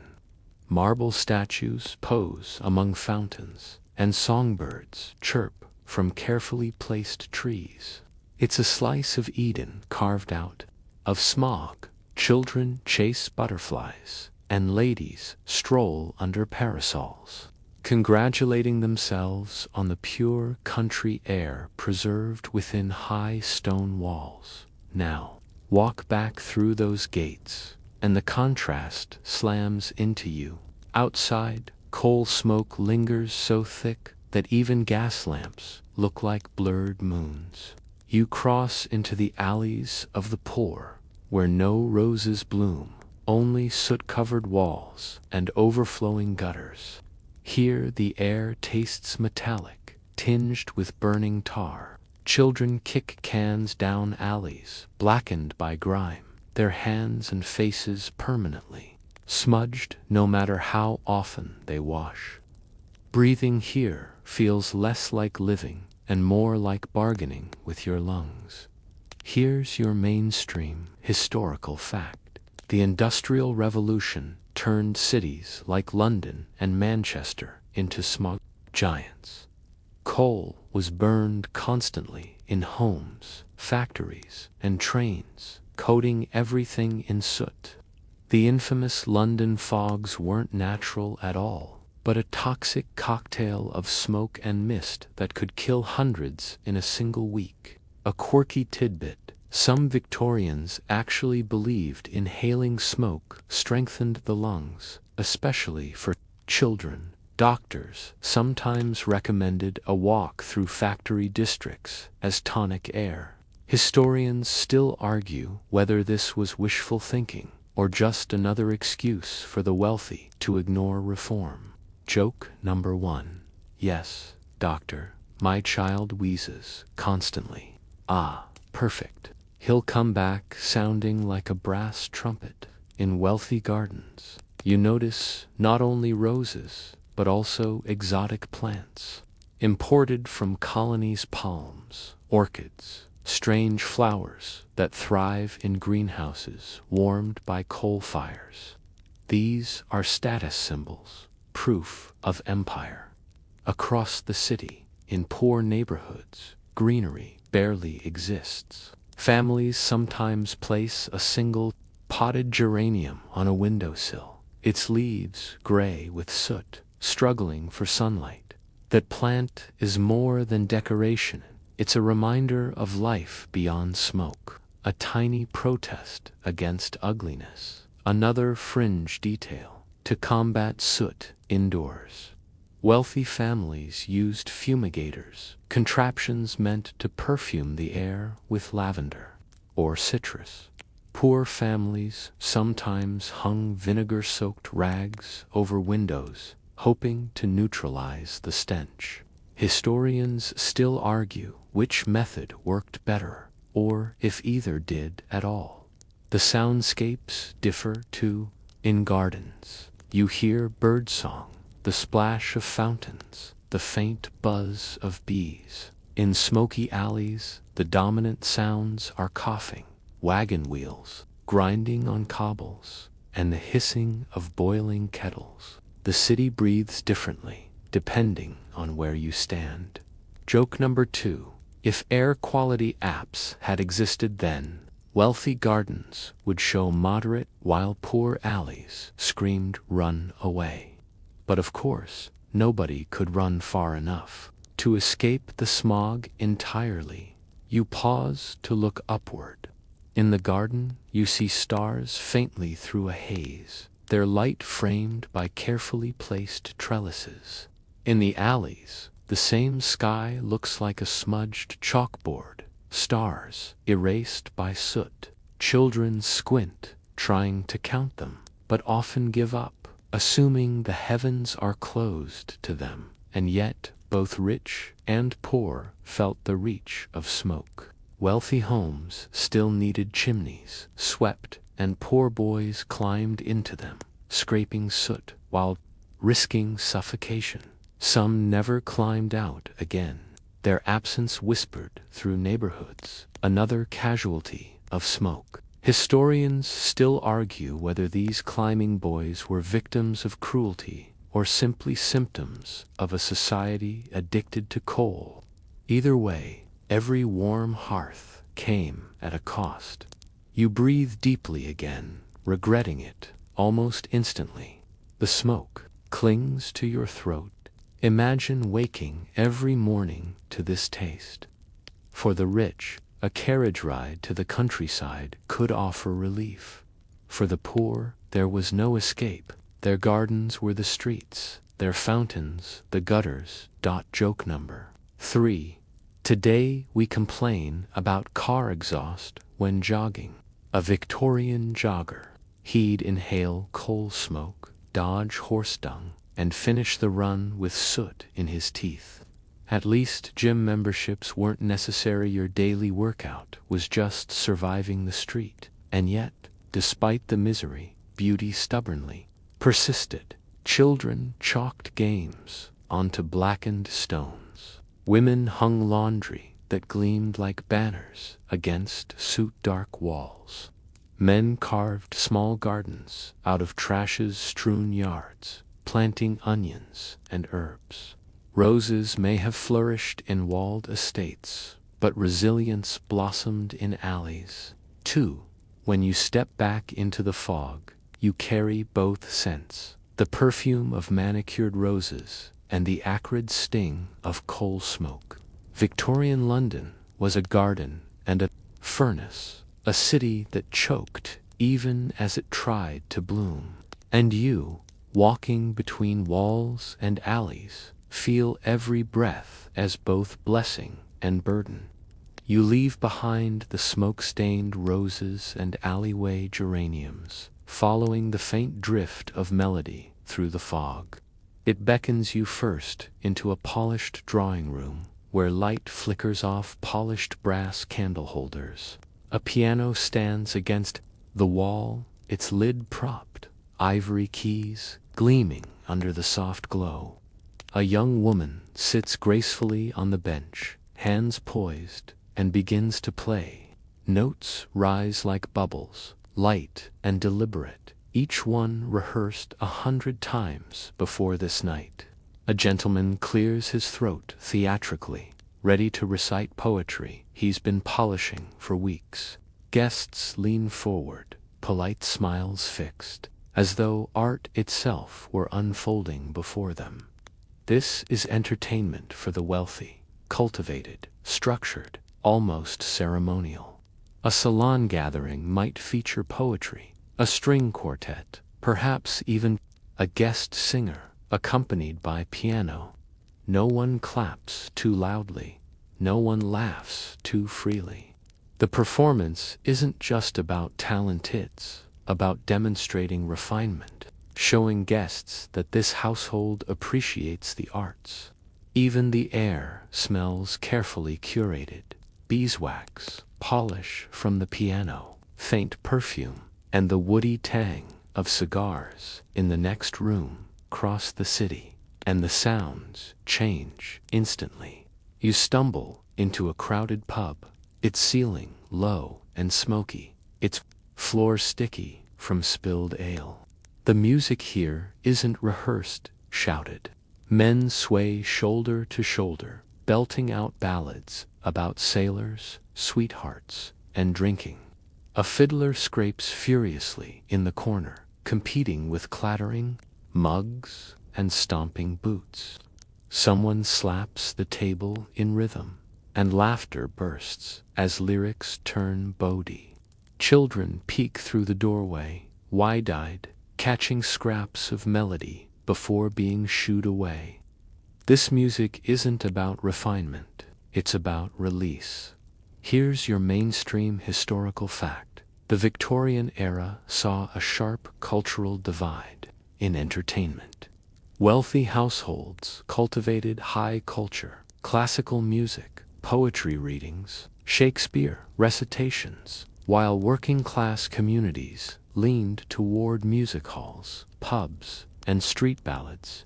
Both reflected their environments. one carefully orchestrated, the other spontaneous and raw.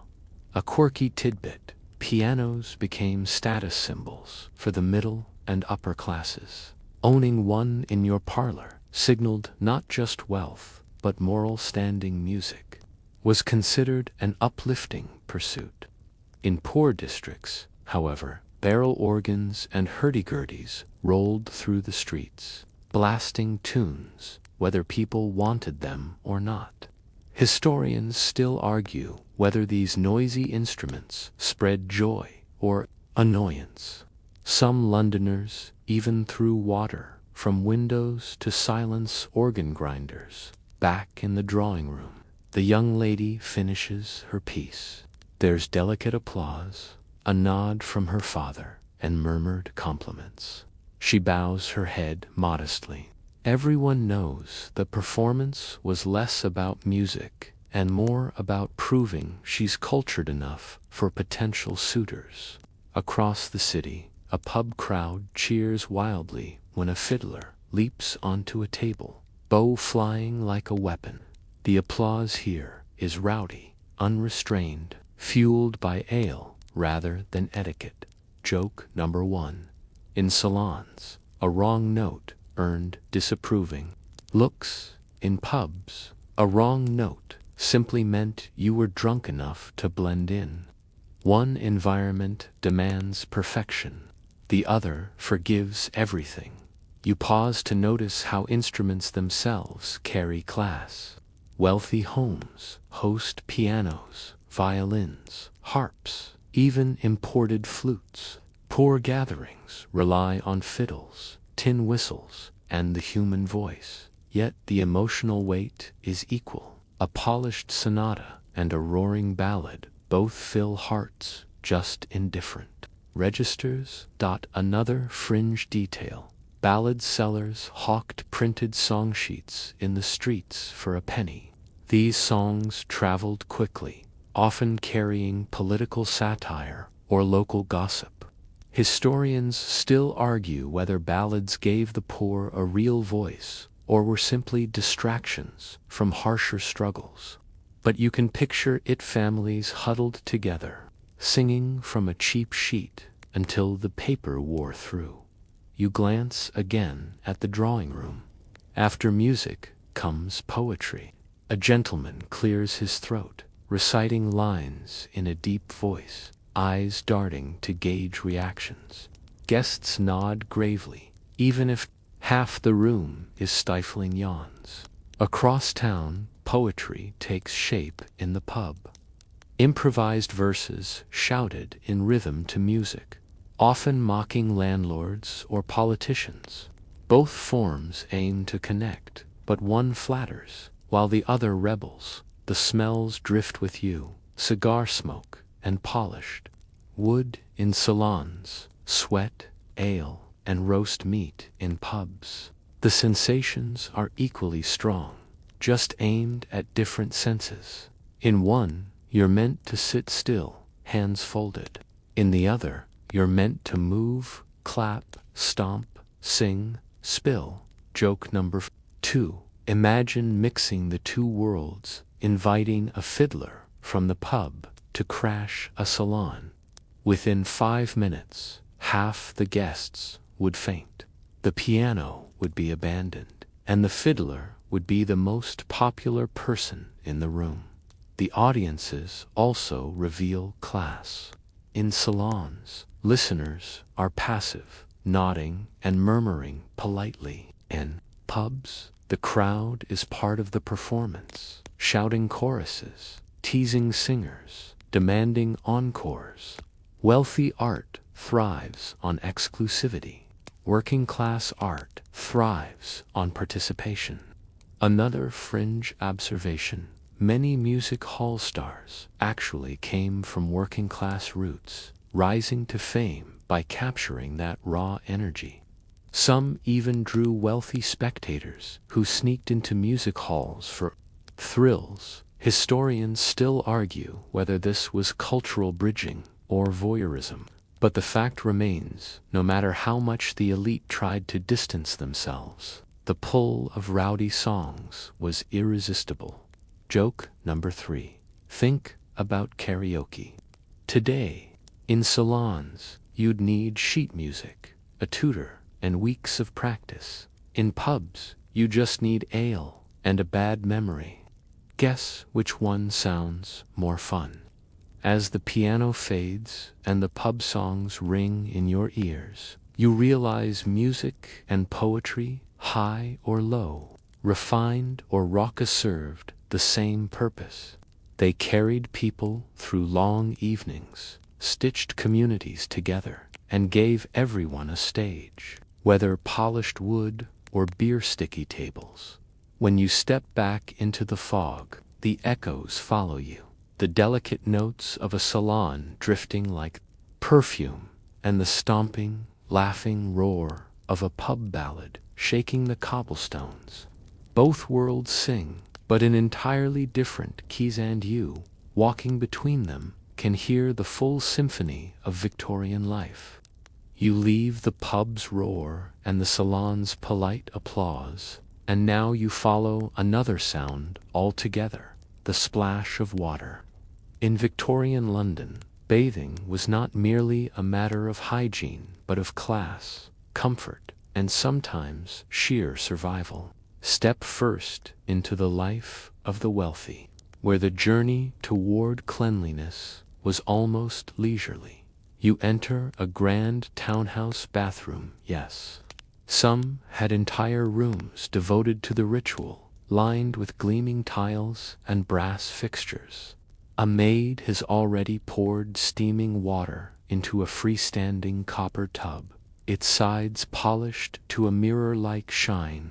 Perfumed oils float on the surface, lavender and rose filling the air. Towels are folded neatly on a rack, and bars of imported soap rest in a dish shaped like a shell. A wealthy lady slips in, sighing at the warmth, as though this were less about removing dirt and more about soaking in luxury. Later, she might visit Bath or another spa town, where thermal waters promised both cleanliness and health, surrounded by musicians and social chatter. Bathing was practically a holiday. Now, shuffle into a tenement. The word bathroom is almost laughable here. Families share a single bucket in the corner, filling it with cold water fetched from a communal pump down the street. Privacy is scarce. Children splash quickly before parents scrub themselves, everyone rushing because the water cools fast. Soap, if present at all, is coarse and rationed. You dip your hands in, shivering at the chill, scrubbing half-heartedly because the grime never truly goes away.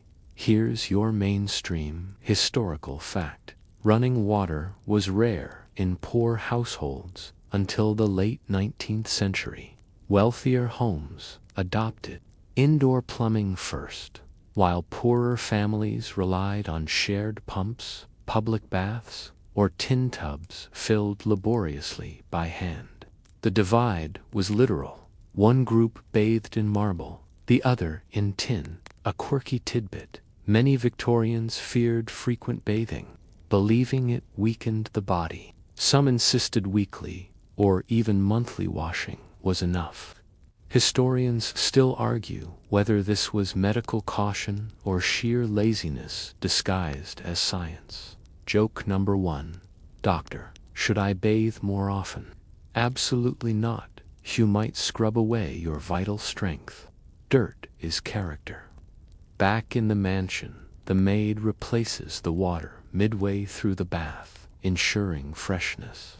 In the tenement, by contrast, families sometimes shared the same tub, the water growing murkier with each turn. The phrase, "don't throw the baby out with the bathwater," wasn't just a proverb, described reality.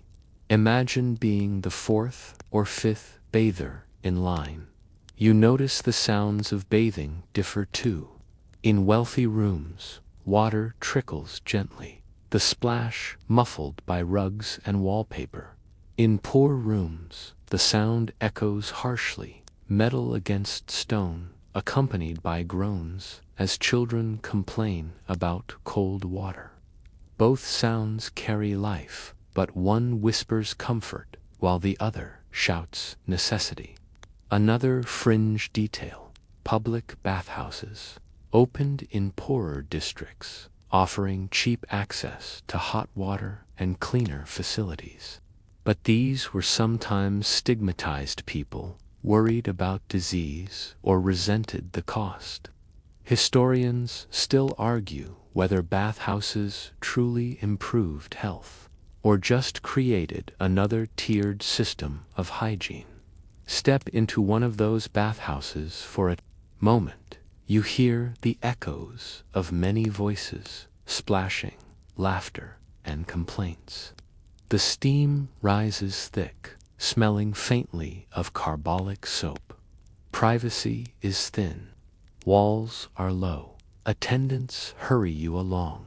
For some, though, this is a rare luxury, a chance to soak without rushing, to feel warmth seep into bones worn down by work.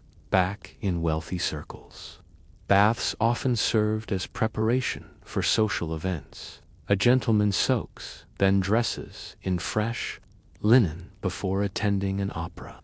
A poor man, meanwhile, scrubs hurriedly only before Sunday service, hoping to appear respectable once a week. Joke number 2. If deodorant ads existed back then, the wealthy would have been the models, but the poor were the true target audience. Smells tell the story most clearly. In mansions, lavender and rosewater cling to skin, masking sweat. In tenements, coal, smoke, and damp cloth overwhelm everything, no matter how much scrubbing happens. Soap itself becomes symbolic, expensive, fragrant varieties for the rich, harsh brown carbolic blocks for the poor. Another quirky note: wealthy Victorians sometimes bathed in milk or wine, believing it improved skin. Poor families were lucky if they had enough milk to drink. Historians still argue whether these indulgent baths had any effect, or if they were simply elaborate excuses for extravagance. Joke number 3. Imagine a poor worker hearing about a milk bath. You mean people swim in it? I'm over here watering it down just to stretch 1 pint. And then, of course, there's hair washing. Wealthy women used elaborate pomades and perfumes, brushing their hair hundreds of strokes before bed. Poor women often tied hair back tightly, washing it irregularly with cold water. Children's hair crawled with lice, combed out painfully under candlelight. Both rich and poor dreaded infestations, but only one could hire servants to do the combing. Step back, and you see bathing not just as cleanliness, but as theater. The rich turned it into leisure, the poor into duty. The water itself became symbolic. Hot or cold, perfumed or plain, private or public, the act of bathing told the world who you were, even if no one else was watching. When you leave, you carry both sensations: the silky slip of warm, perfumed water against your skin, and the shock of icy buckets splashed in a dim corner. In Victorian London, the difference between indulgence and endurance could be measured in bathwater. You step out of the bathhouses, still damp with the ghost of steam, and follow the toll of a church bell. Its somber chime pulls you toward another realm where class carved lines as deep as any in life, death. In Victorian London, the rituals of leaving this world told as much about wealth and poverty as the rituals of living within it. Begin with the rich. You enter a hushed hall draped in black crepe. A casket rests on trestles, polished mahogany gleaming even in the dim light. Silver Handles glint, and wreaths of lilies perfume the air. Mourners arrive in carriages, wearing black silks and veils, gloves hiding trembling hands. The atmosphere is heavy, but orchestrated grief turned into ceremony. A minister speaks in measured tones, and musicians play softly in the corner. Death here is a pageant, another chance to demonstrate refinement and respectability. Now, step into a pauper's graveyard. The smell of damp earth dominates. A cart arrives, wooden wheels groaning, carrying coffins stacked one upon another, some barely more than crude boxes. The mourners are few, sometimes none. A child is lowered quickly. Into the ground, a handful of dirt tossed, and the gravediggers move on. There are no lilies here, no polished mahogany, just rough wood and cold soil. Families who cannot afford coffins sometimes bury their dead wrapped in cloth. The service is short because another body waits. Here's your mainstream historical fact. Victorian burial practices were highly stratified. Wealthy families spent enormous sums on elaborate funerals and ornate tombstones, while the poorest were interred in mass graves, sometimes dozens to a pit. Cemeteries overflowed so quickly that reform became necessary, leading to the establishment of large garden cemeteries, like Highgate. A quirky tidbit: mourning attire itself became an industry. Wealthy widows wore black dresses for months or years, sometimes trimming them with specific fabrics depending on the stage of mourning. Shops specialized in mourning wear, and servants even dyed curtains black. Poor families often wore the same patched clothing but added a simple black armband. Historians still argue whether elaborate mourning rituals reflected genuine grief or social obligation. Joke number 1. Imagine scheduling your sadness with fabric swatches. Sorry, I can't be seen in silk until next month. I'm only in stage 2 grief. Back at the wealthy funeral, the procession begins. Horses wear black plumes, coaches roll slowly, and crowds pause respectfully. Across town, a pauper's burial involves no procession, only a quick walk to the graveyard. Sometimes, families couldn't afford burial at all and relied on parish funds. Those burials came without ceremony, without markers, the dead disappearing into the earth as if they'd never lived. You notice the smells again, lilies and polished wood for the rich, damp, earth and smoke for the poor.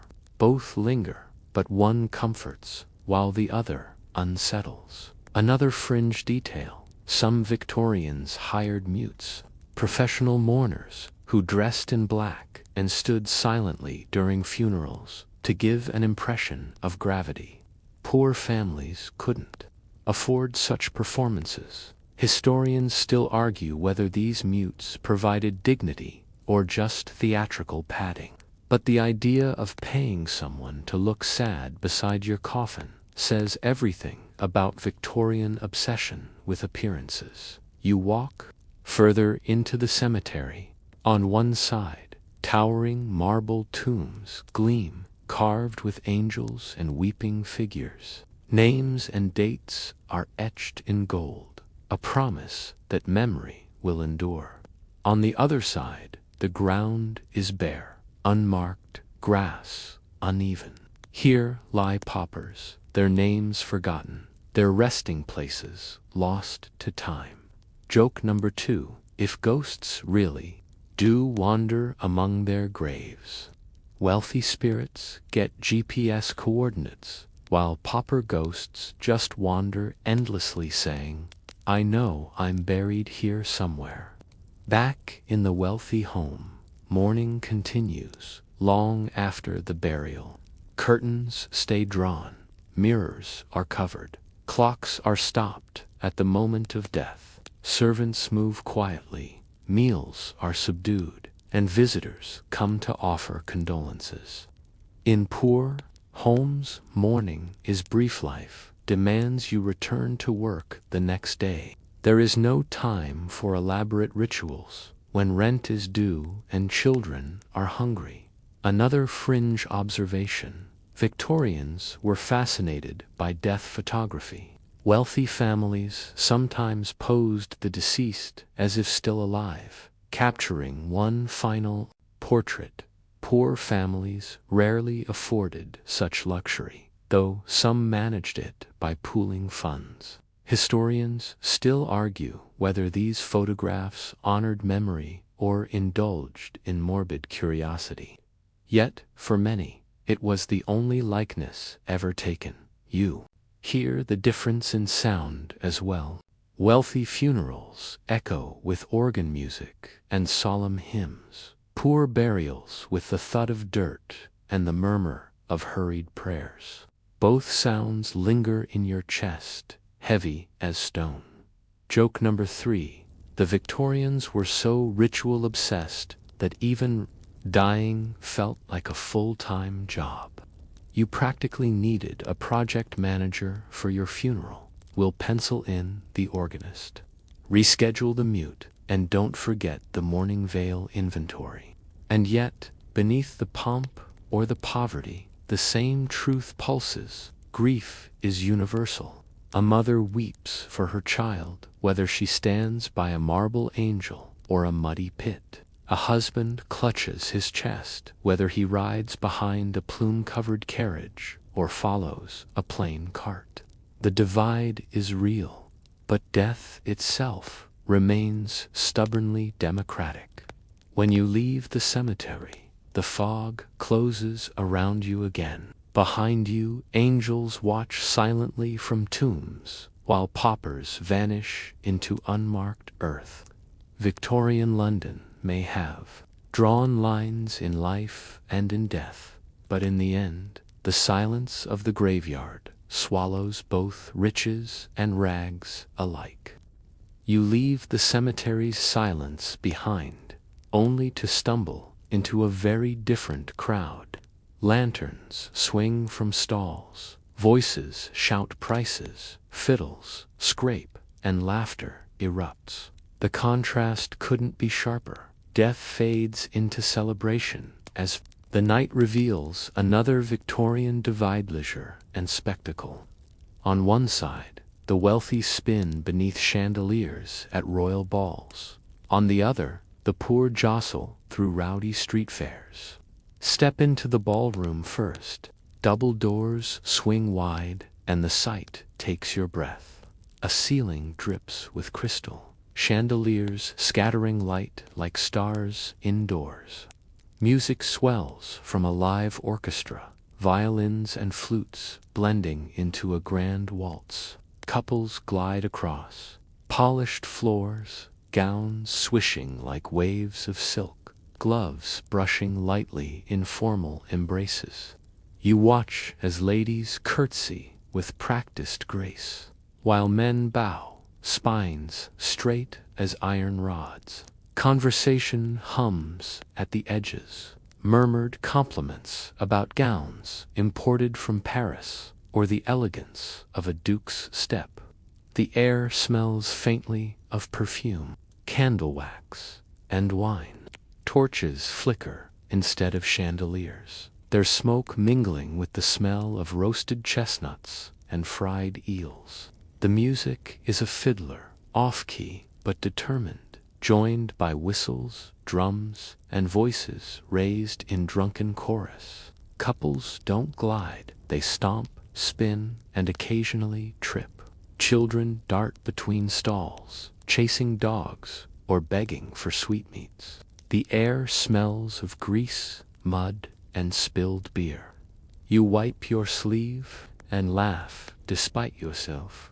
Here, joy is messy but genuine. Here's your mainstream historical fact.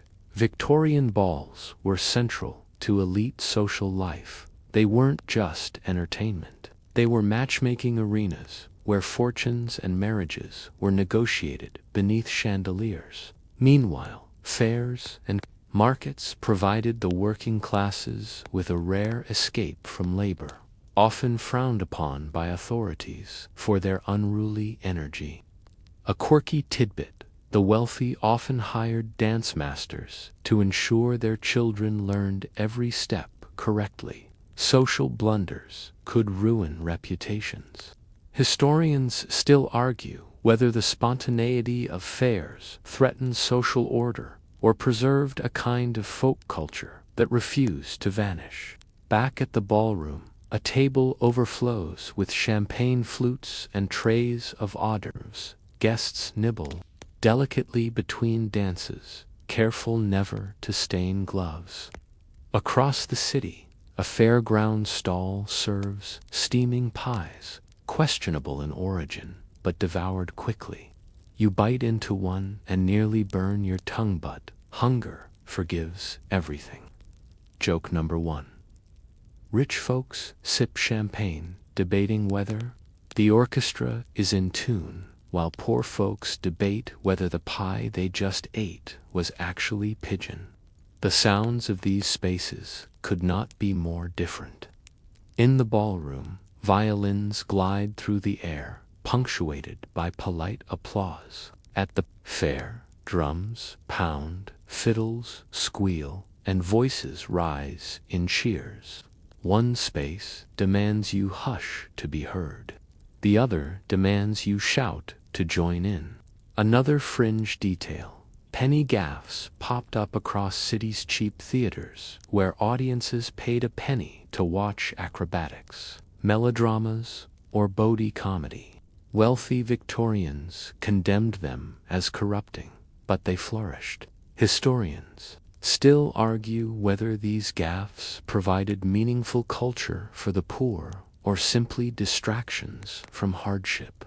Either way, they buzzed with life. You glance around the ballroom again. Here, gossip flows faster than champagne. Who danced with whom? Whose gown dazzled most? Whose inheritance sparkled brighter than their jewels? Across the fair, gossip takes a different tone. Who cheated at dice? Which vendor watered the ale? Whose dog just ran off with a sausage? Both sets of chatter matter deeply to their audiences. Joke number 2. Imagine swapping crowds. A duke at a street fair would faint at the smell of fried eels, while a dock worker at a royal ball would last 5 minutes before being thrown out for yelling "Play something faster." The dress code tells the story too. In the ballroom, gowns trail across polished floors, feathers sway in elaborate hairstyles, jewels glitter. At the fair, boots are muddy, skirts patched, coats thin, but joy doesn't check dress codes. Stretch across both faces, rich and poor alike. Another quirky note: some aristocrats slummed it by sneaking into fairs in disguise, chasing authentic fun. They'd throw on plain cloaks and mingle with the poor for thrills. Historians still argue whether this showed curiosity or arrogance. Joke number 3. Imagine being spotted by your tailor while pretending to be poor. "Ah, my lord, nice disguise, but your boots cost more than my house." Back at the ball, the music swells into a quadrille, precise and demanding. Feet must move exactly in time. Across the fair, music explodes into chaos, everyone stomping however they like. Both are exhausting in their own way. One tests memory and grace. The other tests stamina and balance after too much ale. The lighting differs. 2. In the ball, chandeliers glow with dozens of candles, mirrored to multiply their shine. In the fair, torches sput and dance more wildly than the people themselves. The chandeliers make every diamond sparkle like a captive star, while the torches exaggerate every grin, wrinkle, and scar. Both spaces glow, but one tries to mimic heaven, and the other accepts earth as it is. You walk the length of the ballroom. The floor is so polished that reflections shimmer underfoot. Ladies fan themselves with ivory sticks, feathers rustling, while men bow stiffly, masks of dignity glued on. It feels choreographed, as though even laughter must hit the right cue. A misstep is noticed, a missed bow whispered about, a sweat stain on a glove remembered long after the music ends. Here, enjoyment is almost secondary to the performance of being seen enjoying. At the street fair, by contrast, you push past a ring of onlookers gathered around a puppet show. Children squeal, men heckle, and the puppeteer hurls insults at the crowd in a voice shrill and funny. A dog barks. Someone laughs so hard they choke on cider. And for a moment you realize no one cares about appearances. Here, entertainment is about letting go, not holding composure. Here's your mainstream historical fact. Queen Victoria herself adored balls and often hosted grand events at Buckingham Palace. Attendance at such balls could make or break a family's social standing. Meanwhile, fairs, especially on holidays like May Day, were rowdy, sometimes condemned by authorities as hotbeds of crime and immorality. Both kinds of gatherings shaped reputations, though in very different circles. A quirky tidbit: Victorian etiquette books went so far as to dictate how many dances a young woman should accept at a ball. Too many, and she seemed improper; to it, few, and she risked being overlooked. Imagine balancing your future marriage prospects on waltz math. Historians still argue whether these strict rules protected women or caged them. Joke number 1.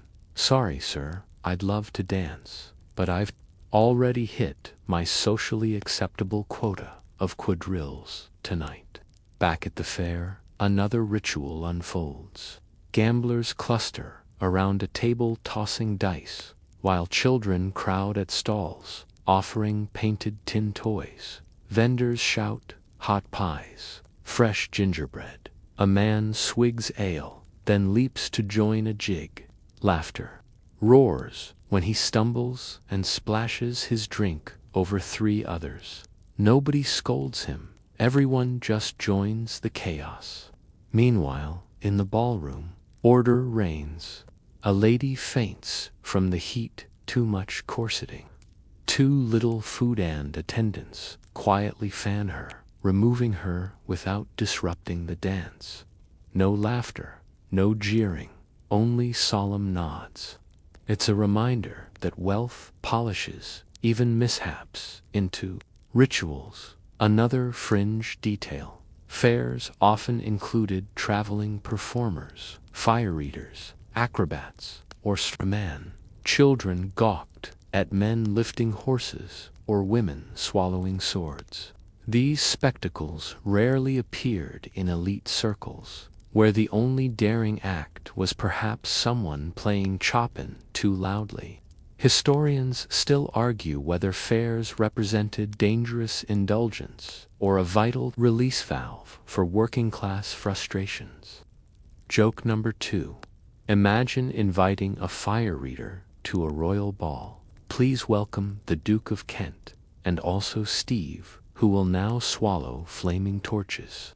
One guest claps politely, another faints into the punch bowl. The music of both worlds lingers in your ears. At the fair, fiddles squeal, drums pound, and voices roar. One is harmony perfected, the other is chaos embraced. Both, however, make feet move, whether gliding across marble or stomping in mud. you notice how both events serve the same hidden purpose, connection. In the ballroom, young men and women circle each other, eyes lingering, marriages forming quietly in glances. Parents watch from the edges, tallying fortunes in their heads. At the fair, neighbors reconnect, laughter stitches communities, and children make memories that outlast hunger. Both ballrooms and fairs feed human need, not just for fun, but for belonging. The smells differ again: perfume, beeswax, champagne, and silk in the ballroom. Sweat, fried food, spilled beer, and horses in the fair. Another quirky observation: some aristocrats eventually built private ballrooms in their own homes, too impatient to wait for social events.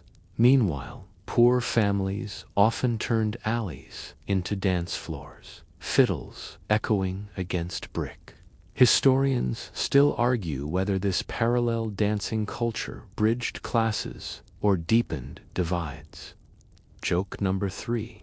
In today's terms, a royal ball was like an exclusive black tie gala, while a street fair was like a chaotic music festival. The rich worried about tripping during a waltz. The poor worried about tripping over pigs in the market. Both, however, went home with sore feet. As you step back into the fog, you hold both visions: chandeliers reflecting diamonds, torches reflecting grins. Both glitter, both glow, both draw crowds. Victorian London offered two kinds of stages, one polished, one muddy, and you, standing in between, can still hear the echo of violins and fiddles colliding in the night air. The music of fiddles and violins fades as you wander deeper into the fog. And soon another sound rises to meet you: not laughter, not dancing, but the quiet murmur of promises whispered in dark corners. Love, too, was a battlefield divided by class in the Victorian world. Whether hearts fluttered under candlelight or hands joined out of necessity, romance rarely escaped the iron grip of circumstance. Begin with the wealthy, where courtship resembled a chess game played under chandeliers. Picture a young lady in satin, fan poised in her hand like a weapon disguised as an accessory. Every flutter of that fan, every sideways glance across a ballroom carried meaning. A gentleman bows, approaches, and asks for a dance. The waltz is not simply a dance, it is a coded conversation. Each step, another phrase of flirtation. Later, he sends a handwritten note sealed with wax, inviting her to promenade in the garden. She pretends surprise, though her parents already calculated his income and estates. Now step into a poorer quarter. Here, marriage is less about chandeliers and more about bread. A girl in a patched dress meets a boy outside a factory. There, courtship is a stolen glance across spinning looms, a whispered word at the water pump, a brief walk home before curfew. There are no fans, no violins, only the shared understanding that survival is easier with two people than one. Proposals aren't wrapped in poetry, but in blunt necessity. If we marry, we'll manage the rent together. It may lack polish, but it is no less sincere. Here's your mainstream historical fact: Victorian marriage often reinforced social divisions. Wealthy families arranged unions to consolidate wealth or status, while poorer families often married. For survival or practical reasons, divorce was almost impossible until the Matrimonial Causes Act of 1857, and even then, it carried scandal. A quirky tidbit: Victorians developed elaborate fan language, and flower language for courtship. Handing someone a yellow rose could signal jealousy. Dropping a fan might hint at desire. These codes flourished in salons, but in the slums there was no time for subtlety. Love was expressed in shared chores, patched clothes, or splitting the last crust of bread. Historians still argue whether these symbolic languages genuinely helped lovers communicate, or simply amused bored aristocrats. Back in the mansion, the suitor calls on the family formally. He presents himself in polished boots, reciting rehearsed compliments. Tea is poured, and he tries to charm both the young lady and her parents. Everyone knows that behind his smile lies a ledger, Stowry's estates, across town. Another suitor stands nervously outside a tenement, hat in hand. He knocks softly, greeted by a skeptical father who measures his worth not in land but in wages. Can you keep my daughter fed? That is the only question that matters. Joke number 1. In rich homes, fathers worried whether a man had enough acres. In poor homes, fathers worried whether a man had enough teeth to keep chewing through life. You notice the settings of love differ, too.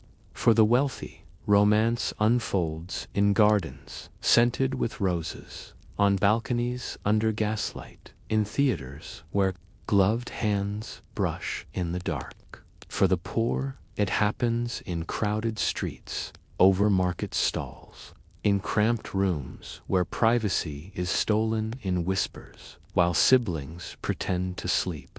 Both settings spark hearts, but one is painted in luxury, while the other is carved from necessity. Another fringe detail.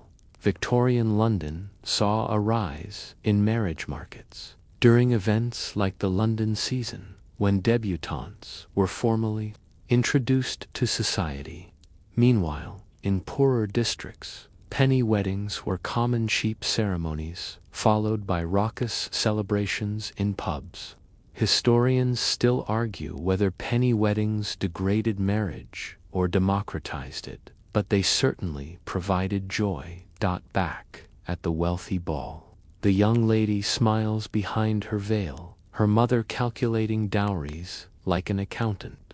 Across the alley, a poor girl smiles as her sweetheart sneaks her an orange, rare and precious, proof of his devotion. Both gestures, whether jeweled rings or shared fruit, speak volumes. Joke number 2. Forget diamonds if someone gave you a whole orange in a Victorian slum. That was basically the equivalent of a Tiffany proposal. The rituals of love continue into marriage itself. In wealthy circles, weddings were grand affairs, lace gowns, cathedral ceremonies, dozens of guests, and feasts that lasted hours. In poorer circles, weddings might involve a simple church service with a handful of witnesses, followed by cheap ale and dancing until dawn. What mattered wasn't lace or lace veils, but the fact that two people had promised to share their burdens.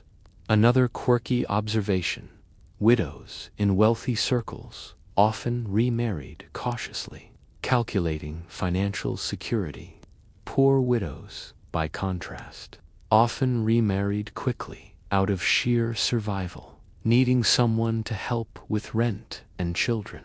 Historians still argue whether this pragmatism made poorer marriages stronger or more fragile.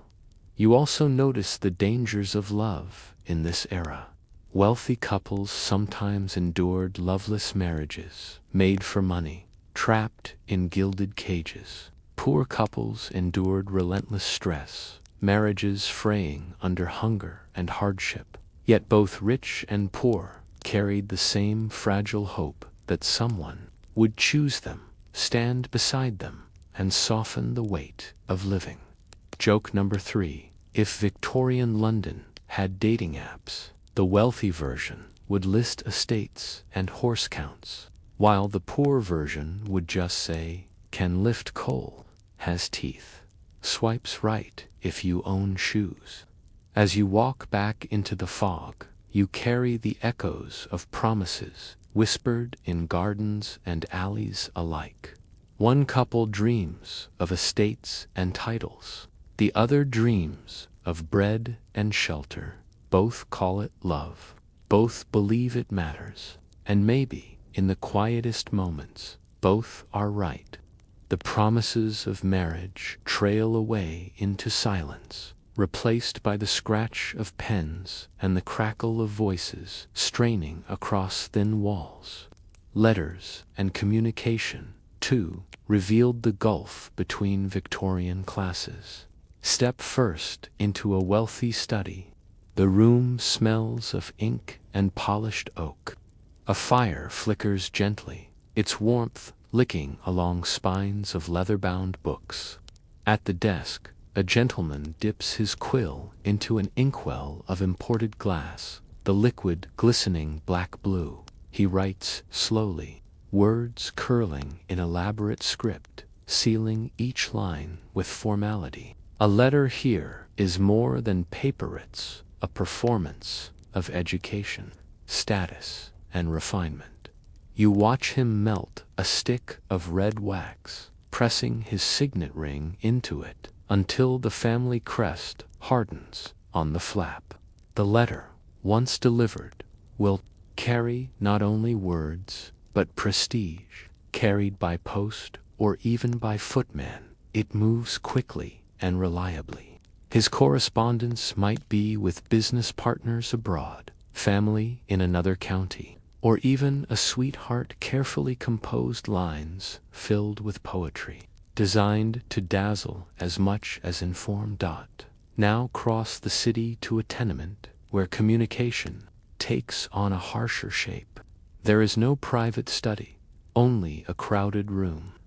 A mother shouts across the stairwell to a neighbor, her words bouncing off damp brick. Children lean out windows, calling to friends below. If someone writes, it's on scraps of paper wrapping, reused from groceries, perhaps a page torn from an old ledger. Ink is too costly, so charcoal or pencil must do. Spelling wobbles, grammar collapses, but the message gets through. We need bread. Rent man came. I'll be home late. Here's your mainstream historical fact. Literacy rates improved dramatically during the 19th century, especially after the Education Act of 1870. Still, access to paper, ink, and proper instruction remained unequal. The wealthy wrote with elegance. The poor often relied on speech, shouting through courtyards or passing verbal messages at work. A quirky tidbit: Victorian lovers in upper circles often sent coded letters, hiding phrases in acrostics or using invisible ink made from lemon juice. Poor lovers. They courted loudly through windows or met on stairwells, their letters carried by gossip more than by paper. Historians still argue whether secrecy in wealthy love letters was romantic or simply paranoia about nosy servants. Back in the study, the gentleman pauses, sprinkling sand over fresh ink to dry it. He folds the letter carefully, sealing it before placing it in a silver tray for the footman to deliver. Across the city, a poor father struggles to scratch his name on a pawn ticket, hand trembling as he admits he cannot spell beyond those few letters. Both men write, but one crafts poetry, while the other simply proves existence. Joke number 1. In wealthy homes, a blot of ink was a minor scandal. In poor homes, an entire letter without smudges was a miracle worth framing. You glance at how voices carry differently. Wealthy homes are thick with heavy drapes and thick carpets, muting sound. Letters are essential because privacy is abundant. In tenements, Walls are so thin that secrets are pointless. Neighbors know when you argue, when you cry, when you whisper. Sweet nothings. Words escape whether you want them to or not. Another fringe detail: the Victorian postal system was incredibly efficient. With the penny post introduced in 1840, even the poor could sometimes send letters cheaply. But many couldn't write, so they relied on literate neighbors to compose notes. Historians still argue whether this democratized communication or merely highlighted inequality, since not all could even afford the penny stamp. In wealthy circles, letters also became keepsakes. Young women stored them in ribbon-tied bundles, rereading them by candlelight. Poor families rarely had that. Luxury scraps of paper were reused until they fell apart. Letters burned for fire kindling, if necessary. Yet, a single treasured note could survive in a pocket. Folded so many times, the words blurred. The sounds of communication overlap. The scratch of quills in a mansion. The bellow of voices in a courtyard. Both are urgent. Both carry human need. One seeks refinement. The other simply survival. Joke number 2. Imagine trying to whisper, "I love you," in a tenement with 20 people listening through the walls. Privacy rating 0 stars. Would not recommend. You notice the tools themselves. The wealthy gentleman uses fine parchment, imported ink, a wax seal. The poor child borrows chalk from school, scribbling on the back of a coal ticket. Both tools leave marks, both carry meaning. But one survives in archives, while the other vanishes into ashdot. Another quirky observation: newspapers also divided classes. Wealthy families read the Times for politics and global news. Poorer folks bought cheap broadsides with crime stories, jokes, or songs. Historians still argue whether these penny dreadfuls degraded taste or democratized entertainment. Either way, words flowed even into the darkest corners of the city. Back in the wealthy home, the gentleman lights a candle and continues writing, his letters destined to be catalogued, stored, maybe even published. Across town, a mother shouts again across the stairwell, her words vanishing into the fog as quickly as they leave her lips. Two modes of communication, two worlds divided, but both carrying the same heartbeat, the desperate need to be heard. Joke number 3. If Victorians had texting, wealthy families would hire someone to proofread every emoji, while poor families would just shout LOL out the window until someone answered. When you step back outside, the fog swallows both quills and voices. In your mind, you still hear the scratch of pens and the echo of cries. Letters sealed with wax, cries carried by wind, both are messages to the world, hoping someone listens. You leave behind the echoes of letters and shouts, stepping into the rhythm of footsteps that drum steadily against the cobblestones. Victorian London was a city always on the move, but not everyone traveled the same way. Some skimmed along in plush train carriages with velvet seats. Others dragged blistered feet for miles, the world unfolding painfully one step at a time. Start at the railway station, a palace of iron and glass. The wealthy arrive in carriages, stepping gracefully onto the platform, boots polished, gloves immaculate. Porters hurry to collect their trunks, not bags, because travel here is never light. You can smell coal smoke in the air, mingling with the tang of hot oil and iron rails. A locomotive hisses like a restless beast, steam puffing into the vaulted ceiling. Inside the first-class carriage, the seats are padded with velvet brass. Fittings gleam and luggage racks shine. Curtains can be drawn for privacy, and a steward offers tea and biscuits. You sit cushioned as the train jolts forward, carrying you across countryside at speeds once unimaginable. For the wealthy, travel is not only comfortable but almost glamorous, a statement of progress and privilege. Now walk back outside the station. At the gates, a line of poor laborers peers at the trains they cannot afford.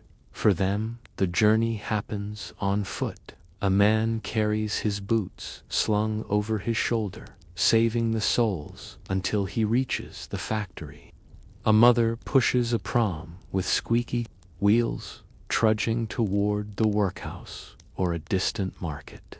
Their road is mud-slicked, rough on bare or broken shoes. The world they see is not blurred by speed, but sharpened by every stone and puddle. Here's your mainstream historical fact: the expansion of Britain's railway network during the Victorian era transformed society. By the 1850s, trains connected cities at unprecedented speeds. Wealthier classes embraced rail travel as a symbol of modernity, while the poor often walked because even the cheapest tickets were beyond reach. A quirky tidbit: some Victorians believed traveling faster than 30 miles per hour could harm the body, causing noses to bleed or minds to unravel. Wealthy passengers laughed nervously, sipping tea as trains reached 50 miles per hour. Meanwhile, poorer pedestrians joked bitterly that at least walking never made your brain fall out. Historians still argue whether these fears reflected genuine health concerns or anxiety over technology outpacing tradition. Inside the carriage, you watch the countryside fly by, green fields, hedgerows, and small villages reduced to blurs. Across town, on foot, every detail registers. A poor walker notices which hedges hide berries, which ditches hold clean water, which walls might offer shelter from rain. To travel slowly is to memorize survival maps. Joke number 1.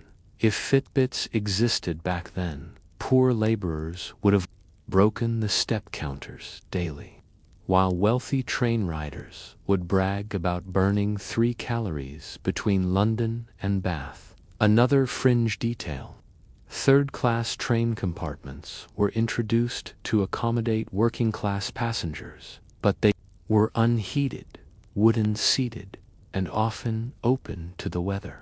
Passengers packed like cattle, coughing and shivering together. Some still chose to walk rather than endure the discomfort. Historians still argue whether third class represented progress or exploitation. Back in first class, the gentleman unfolds a newspaper, oblivious to the sweat of those trudging roads below. His boots never touch mud. His ticket shields him from rain. Meanwhile, a poor family walks 20 miles to find work, their shoes wearing thin, their feet blistered. The journey is not glamorous, it is grueling. The sounds diverge in the carriage. The rhythmic clatter of wheels soothes like a lullaby. Passengers murmur politely, the occasional whistle shrill in the distance. On the road, the sounds are harsher: cartwheels groaning, children whining, dogs barking, and feet splashing in puddles. Each sound is sharper because there's no glass window to soften it. Joke number 2. Imagine a poor walker watching a train roar past. Look at that trich folks paying to sit still while moving. I do that for free every day when my boss yells at me to hurry up. You notice how time itself splits along these lines. A wealthy traveler can wake in London and dine in Bath by evening. A poor worker might spend the entire day walking to a job site only to collapse, too tired to work properly. One class compresses time, the other stretches it endlessly underfoot. Another quirky observation: in cities, wealthy residents sometimes traveled short distances in sedan chairs or hired handsome cabs, lifted or pulled by others. The poor, their vehicles were their own bodies, bent under bundles of coal, baskets of laundry, or children too tired to walk. Historians still argue whether Victorian transport democratized mobility or reinforced hierarchy by literally carrying some while exhausting others back. On the train, curtains sway as the landscape speeds by. The passenger sighs, sipping tea, already thinking of the seaside resort awaiting him. On the road below, a woman stops to rub her swollen feet, then forces herself onward, because stopping too long means hunger wins.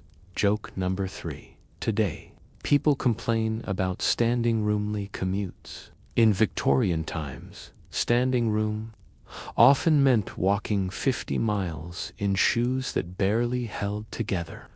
Perspective, as always, is everything. And yet, despite the differences, both rich and poor travelers share the same vulnerability. Trains derail, sending first-class carriages tumbling. Roads flood, stranding pedestrians. Progress promises speed, but not safety. Both journeys are gambles, just weighted differently, depending on your purse.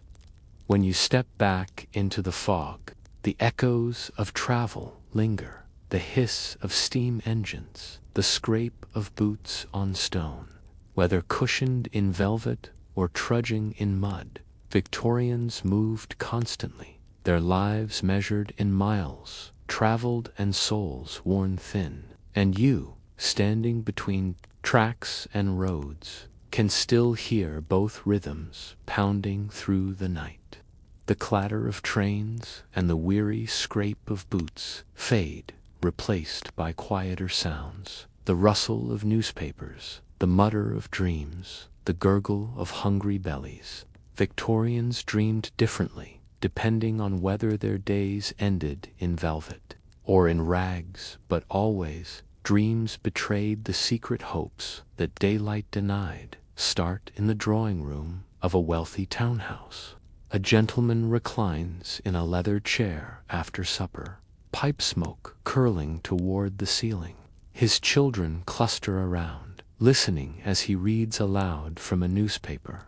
The headlines trumpet Britain's growing empire, railroads laid in India, new colonies claimed in Africa, ships sailing proudly under Union Jacks. His voice swells with pride. For him, the empire is both inheritance and destiny.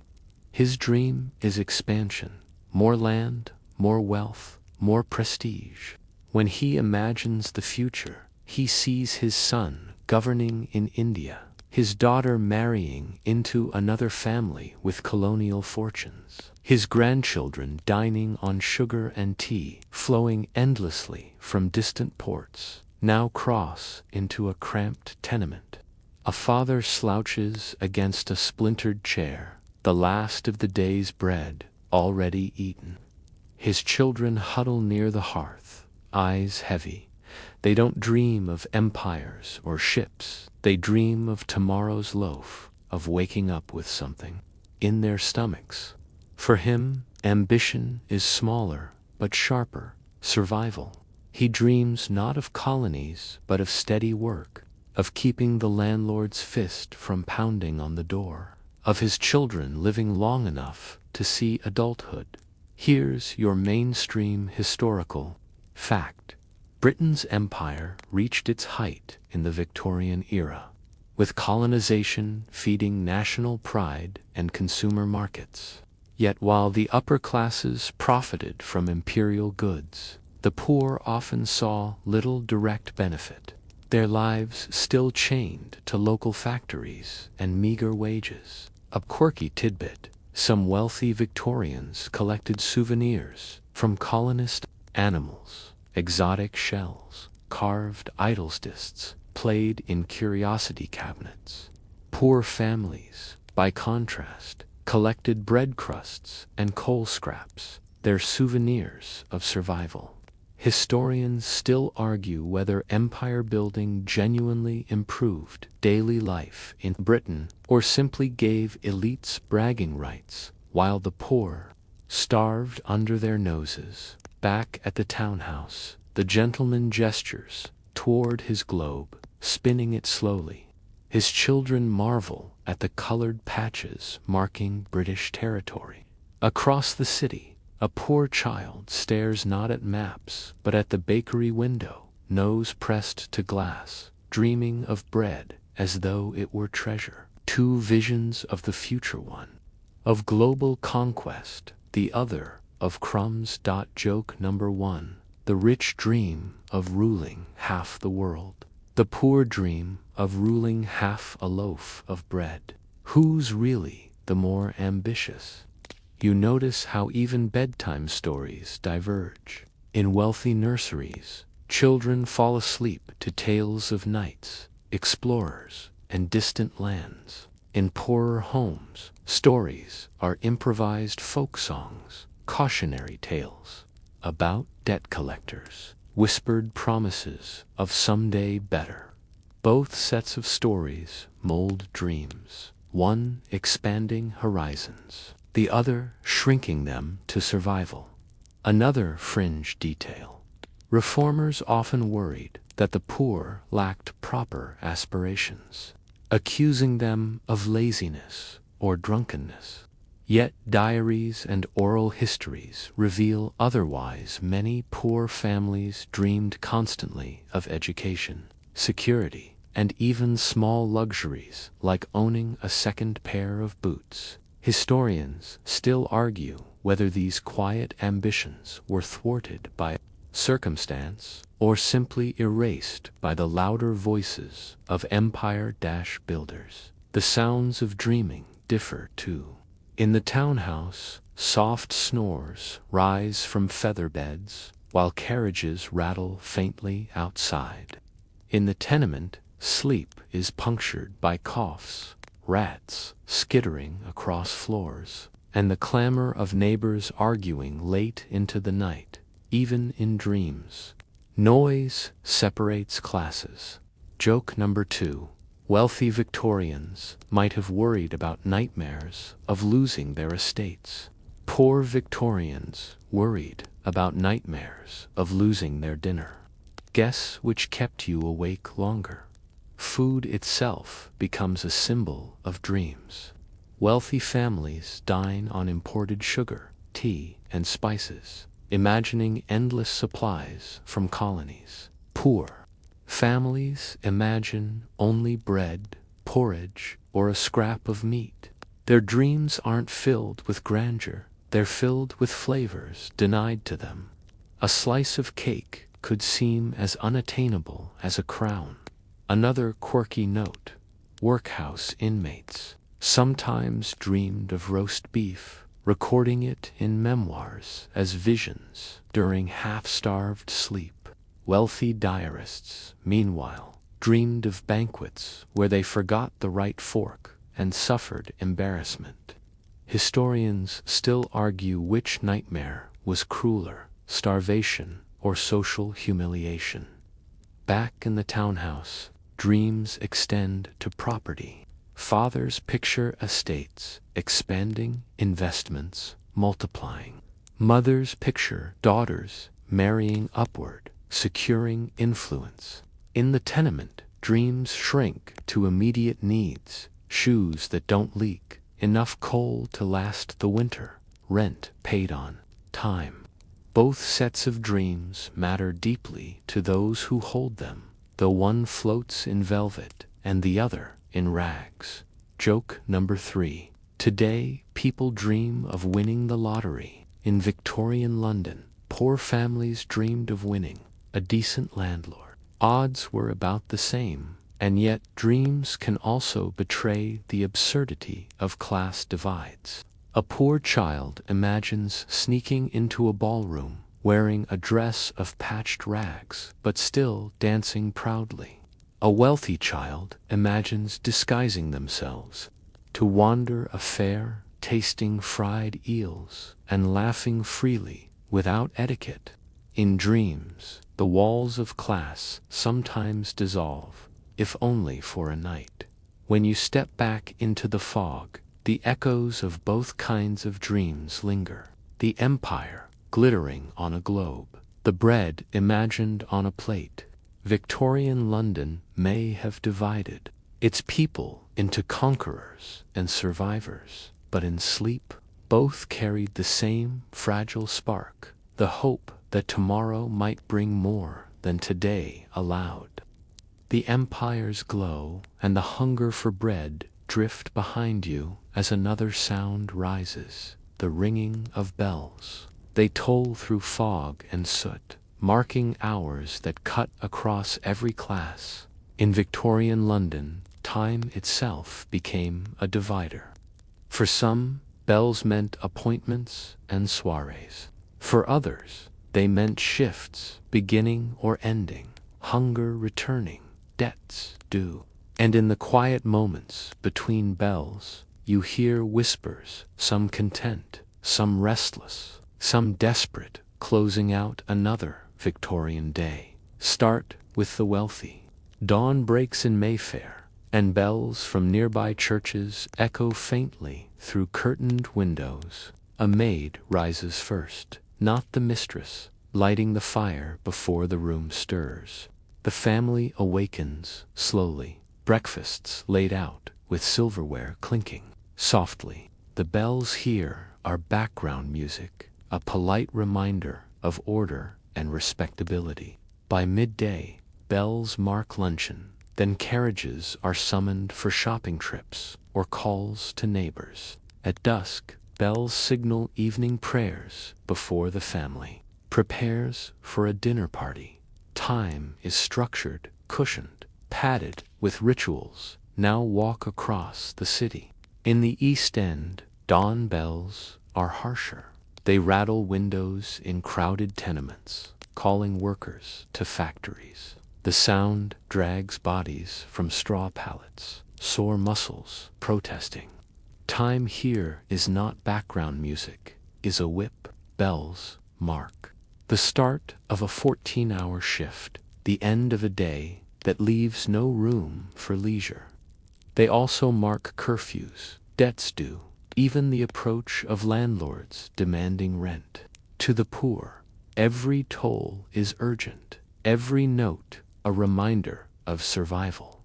Here's your mainstream historical fact. The Industrial Revolution regimented time as never before. Factory bells replaced natural rhythms, forcing strict schedules on laborers. Meanwhile, wealthier classes enjoyed greater flexibility, their days divided by social custom rather than machines. A quirky tidbit: some tenements were so overcrowded that bells became alarms, not just for work, but for sleeping shifts. A family might share one bed in turns, a bell waking one sleeper so another could collapse in. Historians still argue whether this hot-bedding practice showed resourceful adaptation or the cruelest symbol of poverty. Back in the wealthy district, midnight arrives gently. Bells toll from St. Paul's or Westminster, echoing softly over polished glass windows. Families hear them while sinking into feather mattresses, perhaps yawning luxuriously before drifting into dreams. Across town, midnight tolls harshly in alleys where hunger keeps eyes open. Bells there are louder, lonelier, each toll a reminder that another day has passed without enough food, enough warmth, enough comfort. Joke number 1. In Mayfair, midnight. Bells meant time for one more glass of port. In Whitechapel, they meant time to wonder if tomorrow's landlord will still take pennies instead of eviction papers. The whispers fill in the silence between bells. In mansions, lovers whisper through gilded screens, gossip about marriage prospects or investments carried on hushed tones. In tenements, whispers are of another sort. Mothers coaxing babies to sleep, fathers promising tomorrow will be better, though they know rent looms. Children whispering games under blankets until coughs interrupt. Both rich and poor whisper, but the content of those whispers reveals worlds apart. Another fringe detail. Victorians were obsessed with regulating noise. Wealthy neighborhoods passed ordinances to quiet streets at night, banning hawkers and organ grinders. Poor neighborhoods, by contrast, rang with noise arguments, singing, coughing because life could not be muted. Historians still argue whether the regulation of sound was genuine civic order, or simply the wealthy insulating themselves from reminders of poverty. You glance again at the sky. For the rich, dawn brings clear bells marking church services attended in finery. For the poor, dawn brings the same bells, but accompanied by smoke, filth, and fatigue. One bell sound, two entirely different experiences. Joke number 2. Imagine the bells themselves trying to keep track. Am I announcing prayer or overtime shifts? Depends which side of London you're on. Food patterns follow the bells too. In wealthy houses, bells summon meals on time. Servants carrying platters precisely at noon or 8. In poorer homes, bells ring while stomachs growl, meals delayed or skipped entirely. The sound of bells becomes cruel, marking hours that do not bring food. Another quirky observation. Bells also marked emergencies, fires, riots, or cholera outbreaks. The wealthy heard them from a distance, safe in walled gardens. The poor heard them up close, rushing buckets of water, fleeing, or tending the sick. Historians still argue whether bells were instruments of unity or stark reminders of division. Night, the city grows quieter, though not equally. Wealthy homes close curtains, shutting out sound, creating artificial silence. Poor tenements cannot escape. Neighbors fight, babies wail, footsteps echo on wooden stairs. Even in supposed rest, inequality hums. Joke number 3. If you owned earplugs in Victorian London, you were rich. If you wanted earplugs in a tenement, you just stuffed your ears with whatever lint you pulled out of your one shirt. And yet, as midnight deepens, something universal happens. Both rich and poor lie in darkness, hearts beating, thoughts wandering, sleep eventually claiming them, whether on silk or straw, beneath chandeliers or cracked beams. Every Londoner closes their eyes beneath the same fog. The bells toll again, marking another day survived, another night begun, and now the story softens. The bells grow fainter, their echoes drifting away into the night air. The fog that once choked the streets now wraps itself more gently, like a blanket pulled across the city. You picture the roses in the gardens, their petals folding inward, and even the smallest potted geranium on a tenement sill closing its leaves. The city exhales, the footsteps you've followed, boots crunching mud, heels tapping marble, bare feet slapping against cobblestones, slow, then fade. All of them, wealthy or poor, finally come to rest. The whispers settle too, gossip fades in parlors, quarrels quiet in alleys, and lullabies hum in rooms where children drift into fragile sleep. Let the imagery soften, chandeliers dim until they're just faint glimmers. Torches sputter out, they're nothing but memory. The smoke in the air becomes mist, a cool hush, no longer suffocating but simply settling. You breathe it in, slow, steady, and for the first time it feels almost cleansing. Imagine yourself walking once more through the city, but lighter now. You glide past mansions and tenements alike, no longer comparing or dividing. You see only windows glowing softly, lives folding gently into the night. Every door closes, every curtain draws, every body rests. The empire's dreams, the hunger for bread, the laughter of fairs, the tears of funerals all dissolve into the same quiet rhythm, the heartbeat of sleep. And you, too, let that rhythm guide you. Soften your shoulders, release your breath, and let your thoughts drift as gently as the fog. The story is complete now. The city has closed its eyes, and so should you. Sweet dreams.